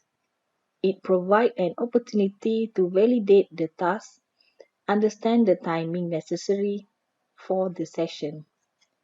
This is considered as a formal rehearsal. For data methodology collection, we will start with the pre-test, test with actual respondent. It will provide evidence to help teachers effectively match instruction with the needs of students. For pre-test session, the student will be given PDF format and can be considered as a formative assessment. While for the post-test, we will be using GBL, that is gamification methods that have been created. It is a test given to a student after completion of an instructional program or segment to measure the effectiveness. For sample student interview, we will be using the reference from Adapted for Gamification Experience Question, Gameful Quest. There will be 6 questions that will be asked during sample student interview. These are the questionnaire questions, also from the Gameful Experience Questionnaire as reference. There will be 6 factors that will be asked for the questionnaires. Plans for distribution and retrieval of the pre-test and the post-test. For the pre-test, we will distribute the question along with the answer sheet in PDF format, and we will collect the answer sheet after the student have finished answering the question. For the post-test, we will collecting the answer using the Google form. For sample student interview, the plans for interview session and the retrieval, it will be conducted as group interview. 6 questions will be asked related to the game-based learning usage, and it will be recorded. For questionnaires, the plans for distribution and retrieval, the Google form links will be given through Messenger for each student. For sample student interview, this is how we want to interpret it. We will be using the thematic analysis. This is for qualitative survey. Thematic analysis identifying patterns in meaning across the data. While for the questionnaire, we will be using Cronbach Alpha to measure of scale reliability. Thank you.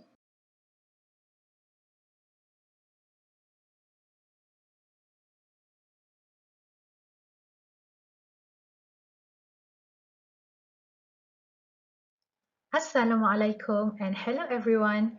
I am Nur Laili Balkis and I will represent our group to discuss our concept paper with you today. Before we proceed, I would like to introduce the other researchers responsible for the study. My group mates are Raja Muhammad Shahmi and Nuraini Binti Jafri. Our research is entitled The Application of Formative E-Assessment in Mandarin Language Learning at Kolej Profesional Mara Bandar Penawa. Now, let us quickly break down the title one by one. The application refers to various online applications to be used in formative assessment.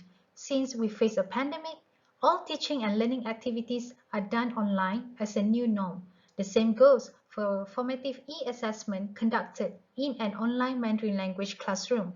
This formative e-assessment will be the main field of the study's key factor, which revolve around the concept of online learning during the pandemic. The research respondents only focus on students at Kolej Profesional Mara Bandar Penawa who learn basic Mandarin language as a compulsory course for their diploma program. Now, this will be the content or the flow of the presentation. First, I will be discussing the introduction or the background of the study. Next will be the objective and question of the study and related literature. Then, I will discuss the methodology, which includes the sample and sampling method. After that, I will be answering why we intend to pursue such a study.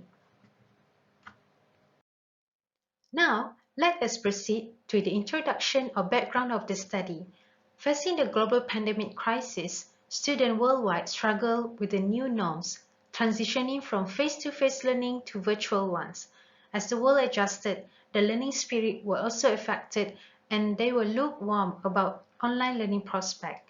Education is all digitalized to accommodate the teaching and learning process. Teachers also need to enhance their online teaching competency to adhere to the changes. Online learning offers students boundless knowledge, exploring, and flexibility. The application of formative e-assessment with various learning applications promotes interactive learning and gives the students a sense of joy in learning Mandarin. However, online learning can be challenging and dull in many ways due to a lack of social interaction. According to Chen 2009, formative assessment was incorporated into the existing classroom activities and games. These classroom activities and games were used to engage students and provide opportunities to use their knowledge. Embedding formative assessment in the activities and games saves time and creates a secure environment for assessment so that students will not develop negative feelings towards assessment. Therefore, formative assessment is positioned to truly reflect student learning progress. According to Marriott 2009, stated that student motivation is connected to the desire to participate in the learning process, but it also concerns the reasons or goals that underlie their involvement or non-involvement in academic activities.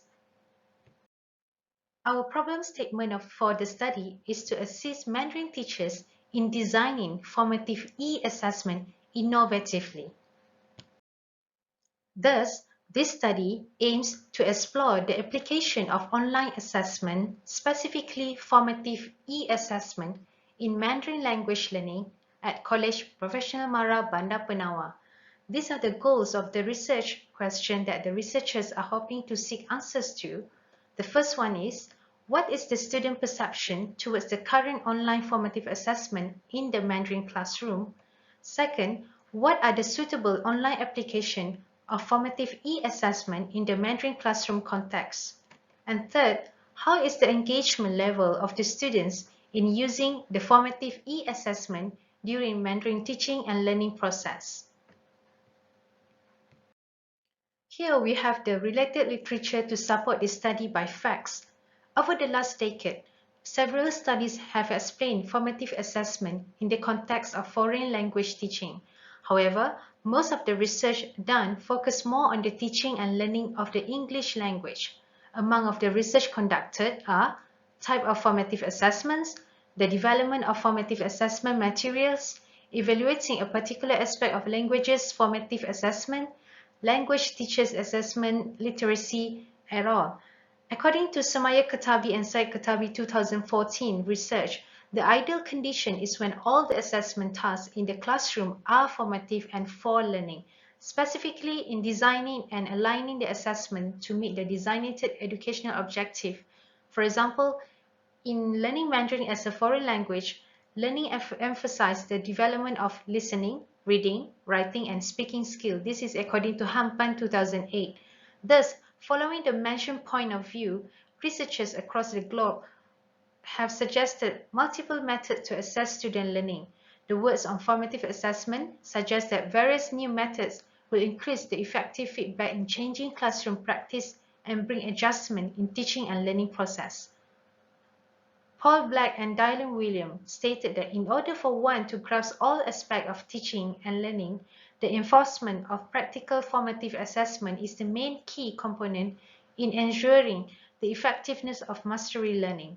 Based on action research conducted by Lee Chiu Wei 2010, the findings reveal that formative assessment was significantly effective in promoting learners' motivation and performance. The researchers also point out the importance of having various formative assessment activities, either required or optional, as it provides students space and a platform to think and perform creatively. In addition, the multiple assessing agents will also provide them with opportunities to learn from others beside the teachers, opportunity for self-reflection and evaluation, and thus lead to self-development. On the other hand, research conducted in Mandarin language classroom settings showed that classroom activities and games are empirical in promoting the learning of Mandarin as a foreign language. The researcher revealed that it is essential for language teachers to develop classroom activities based on the constructivist view of teaching and incorporate student-centered learning strategies during classroom implementation. The findings prove that formative assessment is an integral part of the classroom learning environment. In the context of online learning due to the global pandemic, many studies investigate the application of formative assessment in foreign language learning virtually. Nonetheless, the empirical evidence was mainly in the context of English and as a foreign language. Research related to formative e-assessment in Mandarin language classroom was yet scarce, owing to the newly emerging phenomena around the complex nature of foreign language learning.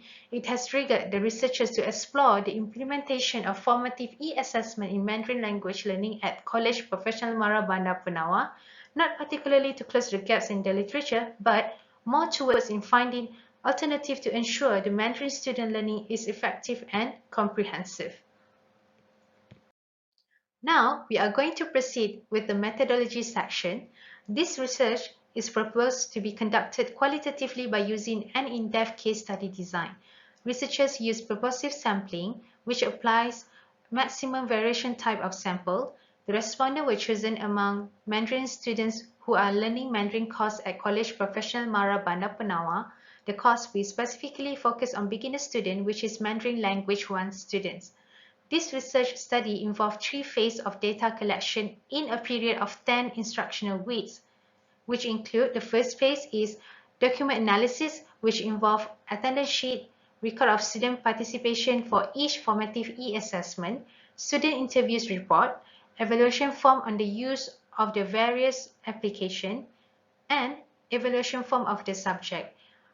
This document analysis also will involve Likert type scale questionnaire using Microsoft Form. The second phase is class observation. There are 2 types of observation, which are during synchronous class and asynchronous class session. All classes of Mandarin Language 1 for the semester are involved in synchronous class observation, while researchers will observe the progress of the task given for the asynchronous class. Third phase is focus group interviews. In this phase, students will be divided into groups for a semi-structured interview. The researcher will be the conductor of this interview session. 1 week before the interview session, the participant will be informed of the time and venue of the interview session. They will also be informed regarding the purpose of this research study and interview protocol. This research study is planned to follow a general inductive data analysis format, which includes coding, categorizing, thematizing using the thematic analysis method. First, the data collected from the focus group interviews will be transcribed and analyzed using the software Atlas TI. The data will be clustered together for categories, which will then create common themes. Next, the data collected from other sources will be triangulated to increase the validity of the data. Finally, in this study, the document analysis and observation will be compared to enhance the trustworthiness of the research. Now, you might ask, why do we intend to pursue such study? I will give you 2 reasons. The first one is, this study will be the empirical evidence on foreign language learning, specifically formative assessment in online Mandarin classroom. Second, to assist Mandarin teachers in designing formative e-assessment innovatively. And the third one is to promote active learning of Mandarin online classroom. This concept paper hopes to achieve the primary objective of analyzing the effect of various online applications in formative e-assessment to promote the student interest in learning Mandarin at Kolej Profesional Mara Bandar Penawa. Hopefully, the outcomes of this study will motivate Mandarin teachers to create engaging methods for assessing students' learning while also encouraging active learning in the Mandarin online classroom. So that's all from us. Thank you.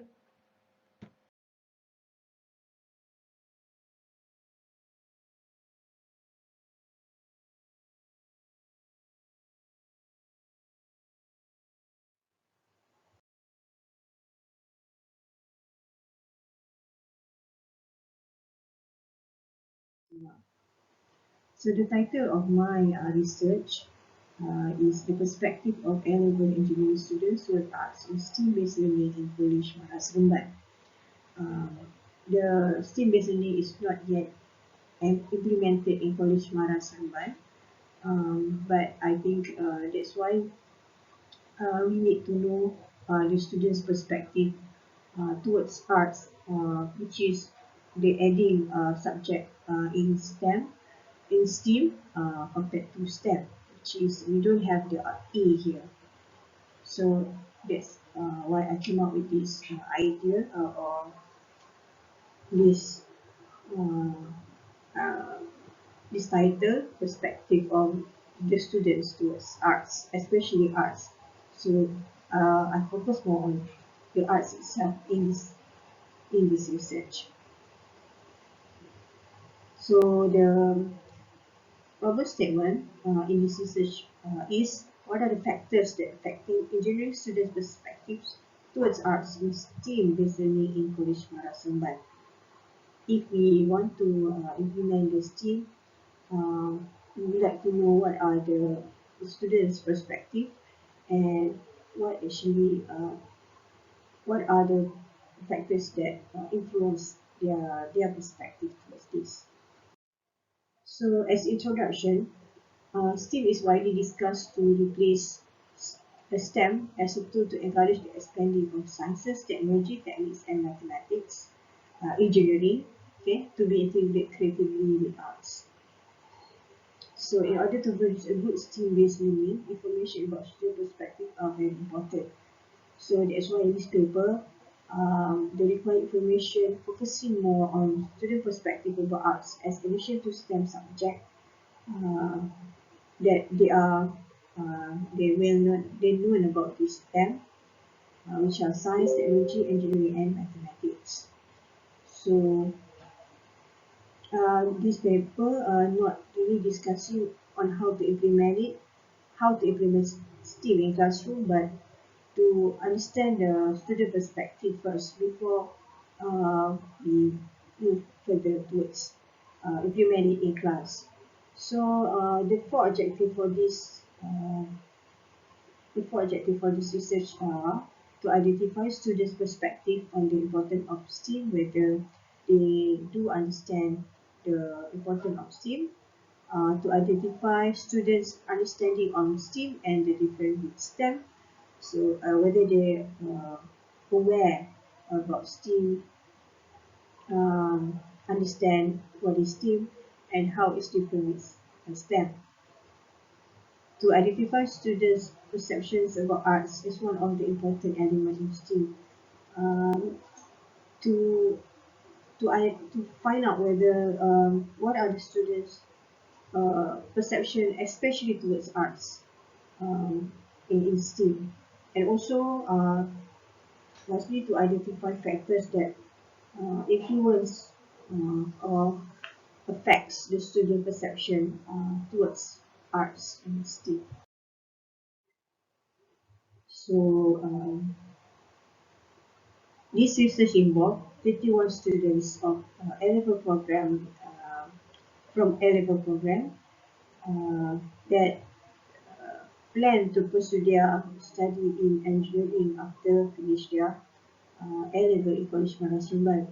So this online survey done during the MCO with a 5 scale Likert questionnaire and three short questions using Google Forms that ask them short with the short answer what they think about this team.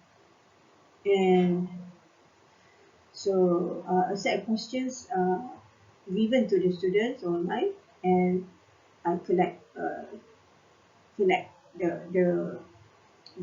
answers given, the response given from the students. So it shows that the questionnaire conducted or the survey conducted shows that 32 students or 32 respondents strongly agree that they understand the differences between STEM and STEAM from various resources. So the further discussion with the students, they said that they knew it from conference, from the media social. They heard it somewhere, they read it somewhere about STEAM and STEM. Okay, they do understand the differences, but only on the surface. And 81% respondents realized the importance of STEAM for their future career.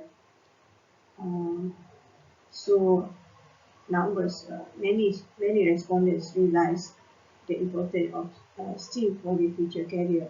But when we discuss more in class, I asked, because this responded as 71 students, so they said that they realized that actually they are focusing more on other which are STEM, STEM, which is they are familiar with. So yes, they do realize the importance of these four STEM. So they just said yes, they realize the importance of these four without really understand why we have A here in STEM. So my survey focused more on three major questions, which are students. What are students? How are student interests towards all the STEAM subjects? The 5 subjects in STEAM here. What about the family encouragement towards their subject interest and the importance of STEAM-based learning in their future career? And it's come out that the results suggest that 55 students feeling of lack of arts, which is the highest compared to other subjects. And family encouragement are focused more on science and technology compared to arts. And only 23% realize the importance of art and STEAM-based learning compared to science and technology and other subjects. And also from the Google form short questions, it's a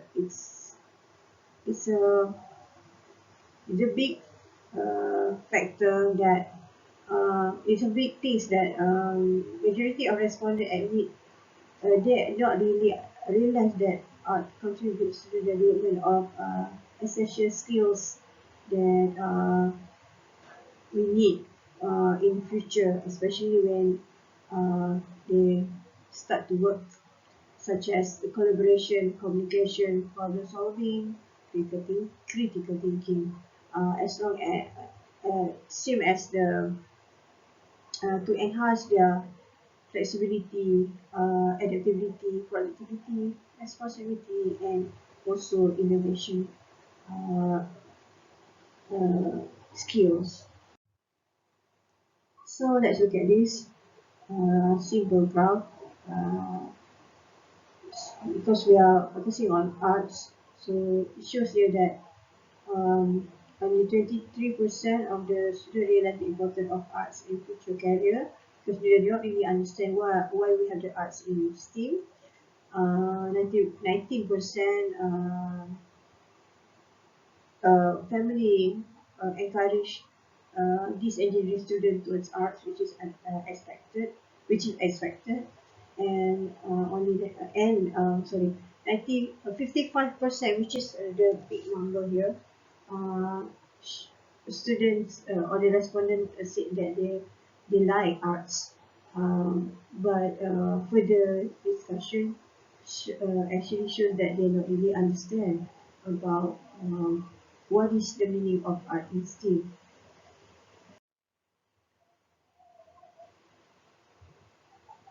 So this graph shows the comparison between the 5 subjects. As you can see, the importance of subject in STEAM. So science and technology is the highest, but art is quite high.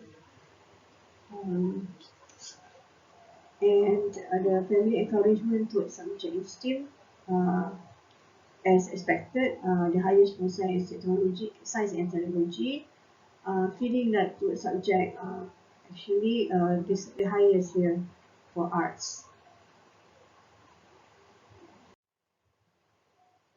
So this actually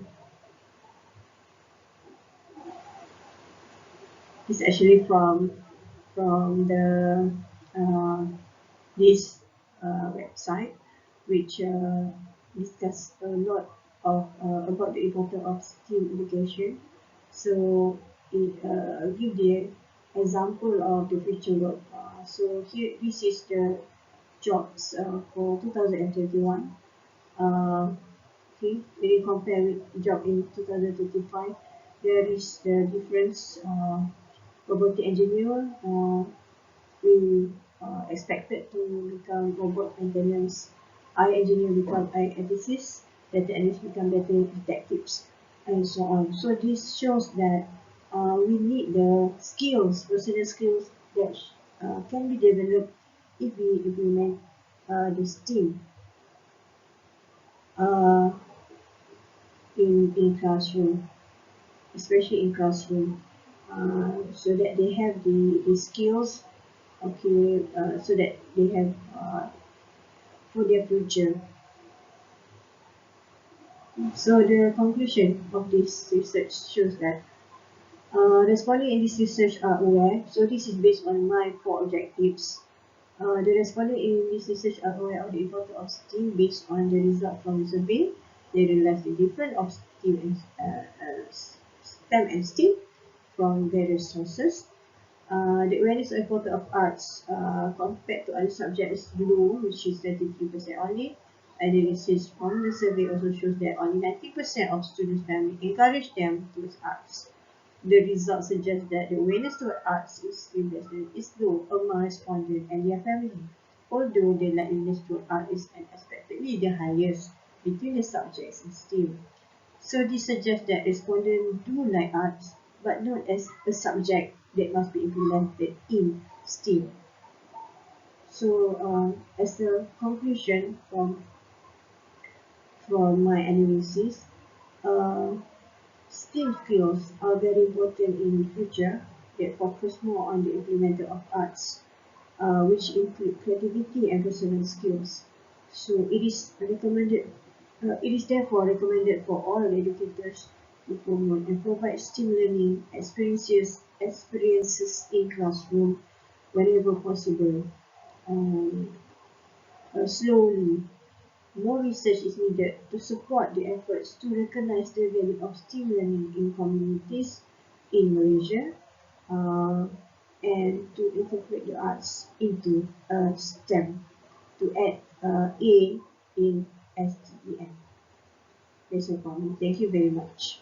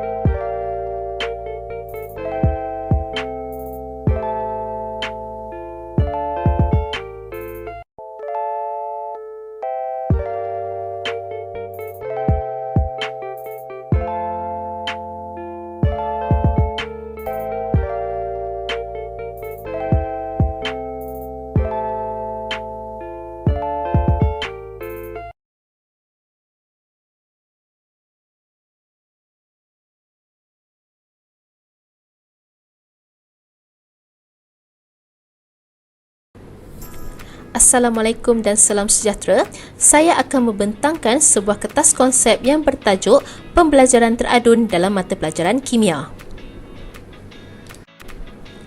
Berikut merupakan penulis bagi kertas konsep ini, iaitu saya, Nur Ain Mazura binti Cik Mahta, dan juga rakan saya, Nur Atikah binti Ismail. Kertas konsep ini akan membincangkan perkara-perkara seperti paparan berikut. Berikut merupakan abstrak bagi kertas konsep ini.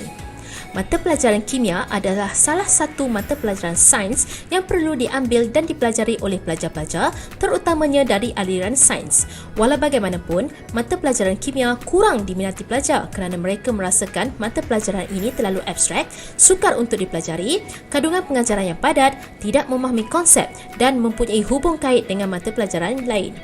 Justru itu, kertas konsep ini adalah untuk meneliti strategi pembelajaran abad ke-21 yang berpusatkan murid dengan menggunakan kaedah pembelajaran teradun bagi mengatasi masalah kurang minat pelajar. Selain itu, kertas konsep ini juga akan membincangkan bagaimana kaedah pembelajaran teradun dapat dilaksanakan di dalam topik struktur atom, tenaga kinetik dan analisis kualitatif garam. Implikasi daripada perbincangan ini diharap dapat membantu meningkatkan teknik pengajaran guru-guru kimia menjadi lebih menarik dan berinteraktif dalam usaha meningkatkan minat pelajar di dalam mata pelajaran kimia. Kerajaan Malaysia berhasrat untuk menjadikan sistem pendidikan Malaysia lebih berkualiti sejajar dengan abad ke-21 dengan memperkenalkan kurikulum standard sekolah menengah atau lebih dikenali sebagai KSSM yang lebih holistik dan relevan.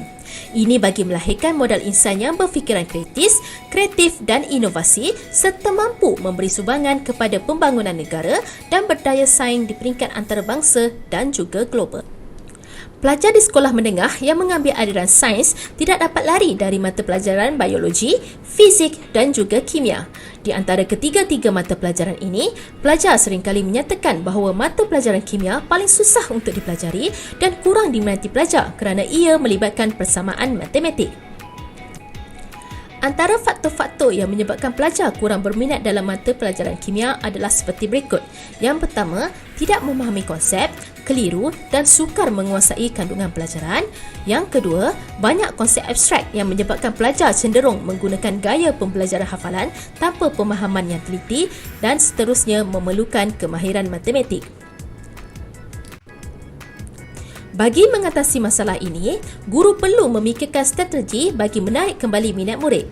Antaranya ialah pembelajaran berpusatkan pelajar seperti arahan langsung, kuliah interaktif, demonstrasi, permodelan, perbincangan, simulasi, penulisan jurnal, penyoalan, temu bual, pembelajaran berasaskan projek, pembelajaran kooperatif termasuk ujian objektif dan kuis, tugasan penulisan esei reflektif, pemerhatian dan juga pembelajaran teradun.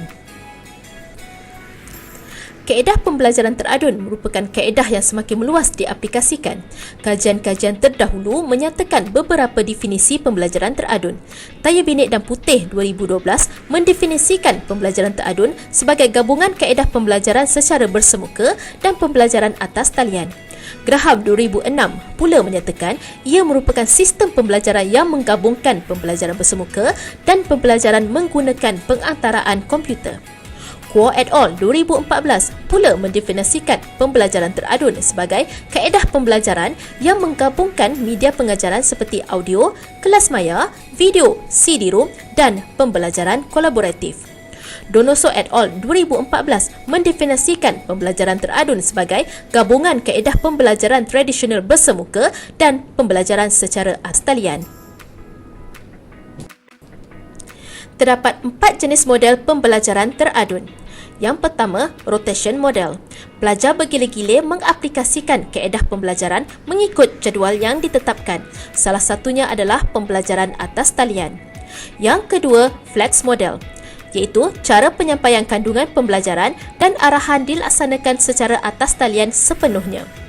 Yang ketiga, self-blend model. Pelajar boleh memilih satu atau dua kursus yang dijalankan secara atas talian bagi menyokong pembelajaran tradisional iaitu secara bersemuka. Dan yang terakhir, enriched virtual model, iaitu tentang pembahagian masa oleh pelajar untuk menjalani kelas secara bersemuka dan atas talian. Kajian-kajian terdahulu telah banyak menunjukkan kelebihan-kelebihan pembelajaran teradun seperti berikut, iaitu ia dapat mengurangkan rasa takut dan tidak yakin pelajar terhadap mata pelajaran sains, ia dapat meningkatkan kemahiran berfikir secara kritis, dapat membentuk pelajar-pelajar yang lebih berdikari, berkeyakinan serta lebih bermotivasi, dan juga ia dapat meningkatkan skil pembelajaran. Kertas konsep ini akan menyenaraikan beberapa cadangan aktiviti bagaimana pembelajaran teradun ini boleh diaplikasikan di dalam mata pelajaran kimia. Cadangan aktiviti yang pertama iaitu penggunaan peta konsep, College Management System (CMS) dan amali dalam membincangkan subtopik analisis kualitatif garam.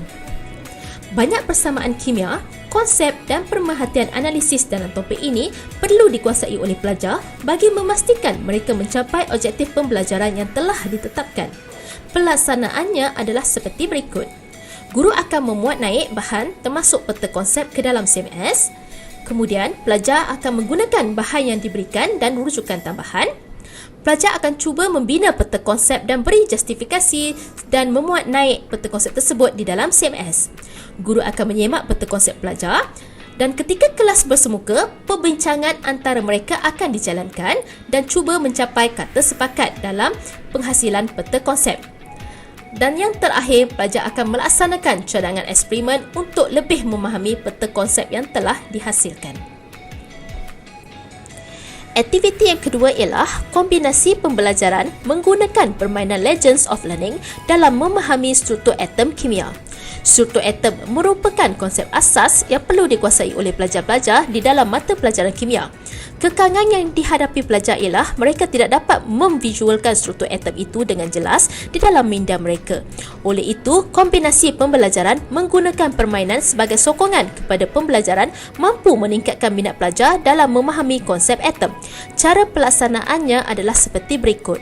Guru menunjukkan animasi video mengenai struktur atom melalui video conference untuk memberikan kefahaman konsep kepada pelajar. Seterusnya, perbincangan antara guru dan pelajar dijalankan secara atas talian. Ketika sesi bersemuka, pertandingan antara kumpulan akan diadakan melalui laman web Legends of Learning. Dan akhirnya, soalan latihan dan rumusan mengenai topik tersebut diberikan kepada semua pelajar. Topik tenaga kinetik di mana salah satu hasil pembelajaran memerlukan pelajar untuk menjustifikasikan tentang penukar bermakin di dalam industri pengangkutan boleh membantu meningkatkan kualiti kehidupan. Edmodo dipilih sebagai platform memandangkan ia mesra pengguna dan perbincangan dengan masyarakat dari seluruh dunia dapat dilaksanakan. Terdapat 6 fasa aktiviti pembelajaran teradun menggunakan platform Edmodo yang diadaptasikan daripada kajian Link dan I 2017 dan diubah suai mengikut kesesuaian topik ini seperti di paparan. Guru akan menyediakan dan mengemukakan soalan berkaitan dengan tajuk topik yang akan dipilih. Pelajar akan membuat pengesahan tajuk dan juga perbincangan kandungan. Pelajar akan mula menggabungkan dan menyusun maklumat yang diperolehi di dalam Microsoft PowerPoint. Seterusnya, tugasan tersebut akan dihantar melalui platform iaitu Edmodo. Pelajar mula berkomunikasi dengan masyarakat dari seluruh dunia untuk bertukar-tukar pendapat dan juga memberi komen terhadap tugasan yang telah dihantar. Akhirnya, penghantaran refleksi melalui soalan berpandu yang telah disediakan. Sebagai kesimpulan, penggunaan teknologi yang pelbagai di dalam pembelajaran dapat membantu menarik minat pelajar di dalam mata pelajaran kimia, memandangkan kurikulum untuk mata pelajaran ini agak padat dan sukar. Namun begitu, kehadiran guru semasa kelas bersemuka juga diperlukan sebagai pembimbing pelajar terutamanya dalam sesi pembelajaran agar pelajar-pelajar mendapat hasil pembelajaran yang diinginkan.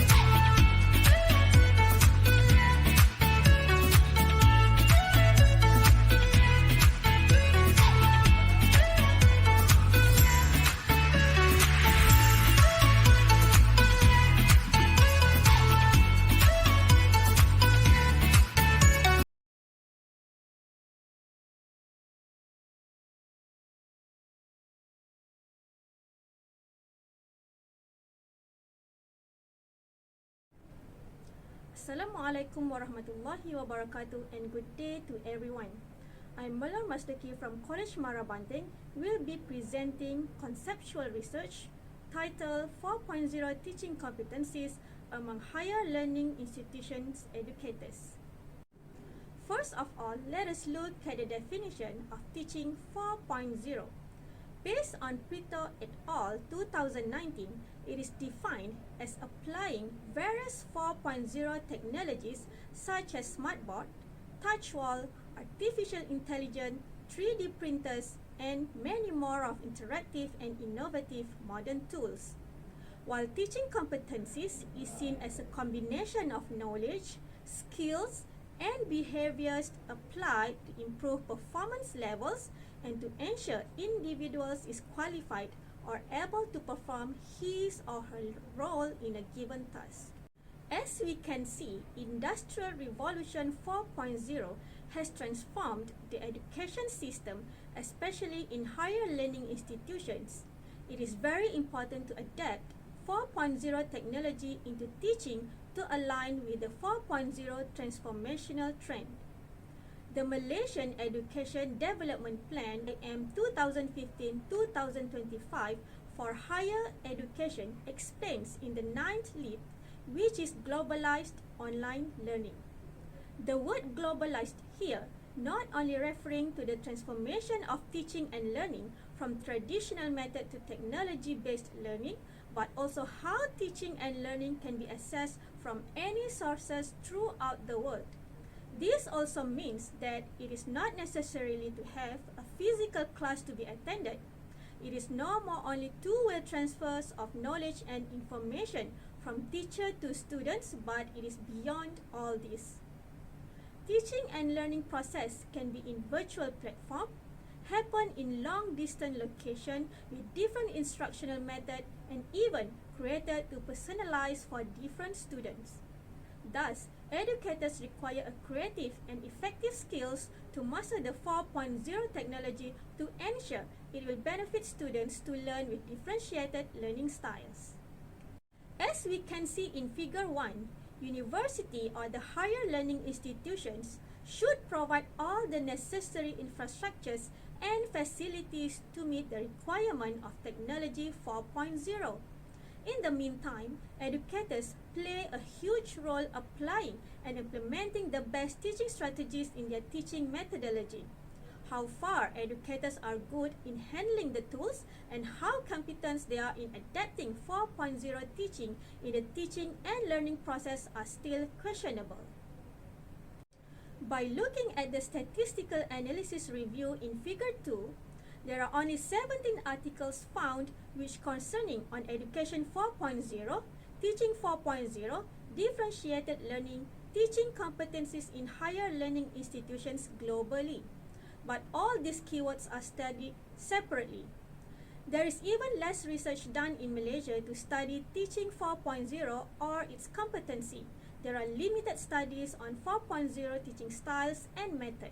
Differentiated learning in this scope is to represent the model of ATL, approaches to teaching and learning, which has been introduced by the International Baccalaureate Program, where its objective is to enable students to apply a range of ATL skills in different learning situations. It is originally designed for international baccalaureate students, and it is seen to be a good teaching and learning strategist. However, there is no specific research done yet to study this model and how Teaching 4.0 might possibly have significant impact on this differentiated teaching and learning strategy. There is also a lack of studies on 4.0 teaching competency, thus no specific tools were developed in measuring the educator's competency regarding Teaching 4.0. Hence, this would be a good research gap that have to be studied further. My research objectives are as follows. First one, measuring 4.0 teaching styles and methods of Kolej Mara and Kolej Profesional Mara educators using the RASH measurement model. Number 2, to run a validity test to the psychometric instruments constructed based on the TPAC model And number 3, to study the relationship of 4.0 teaching on the ATL skills of College Mara and College Professional Mara educators.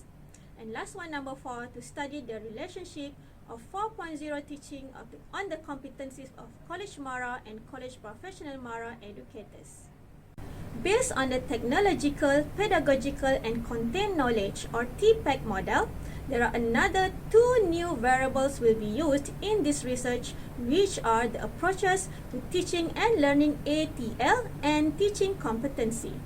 The combination of these 5 variables will be used to develop new measurement instruments for 4.0 teaching competency. This will be explained further under development process later. For research and methodology, total sampling recommended is 138 respondents, where this figure was generated using G-Power software with the effect size of 0.15. The selection of sampling is based on purposive and convenient sampling methodology. These purposive sampling criterion are based on the MARA institutions that equipped with various technology or have smart classroom in the center of Peninsular Malaysia, such as Selangor and Negeri Sembilan, for convenient sampling. Random selection of samples will be used for this research involving lecturers of College Mara and College Professional Mara in the center regions. Variables used in this research are developed from a list of constructs extracted from a collection of literature review and interviews done with experts. Next instruments will be developed using version 2012 model. The first process starts with determining the purpose of the instruments. Second process will continue with determining the instrument format. And the third process is item testing using pre-test with experts. Next is item checking, and finally the instruments will be developed manually. Once the item has been developed, it will be converted into a questionnaire survey and will be distributed to respondents. To test the validity of the instrument, RESH model will be used to run the test using Instrument Construction Model by Miller, Leveler and McIntyre 2013. This data analysis procedure will test whether the item is fit. Item compatibility statistics indicate the extent to which a piece of data is compatible with the RESH model. Next, unidimensionality. It means the item is in a constructed instrument measure a single capability.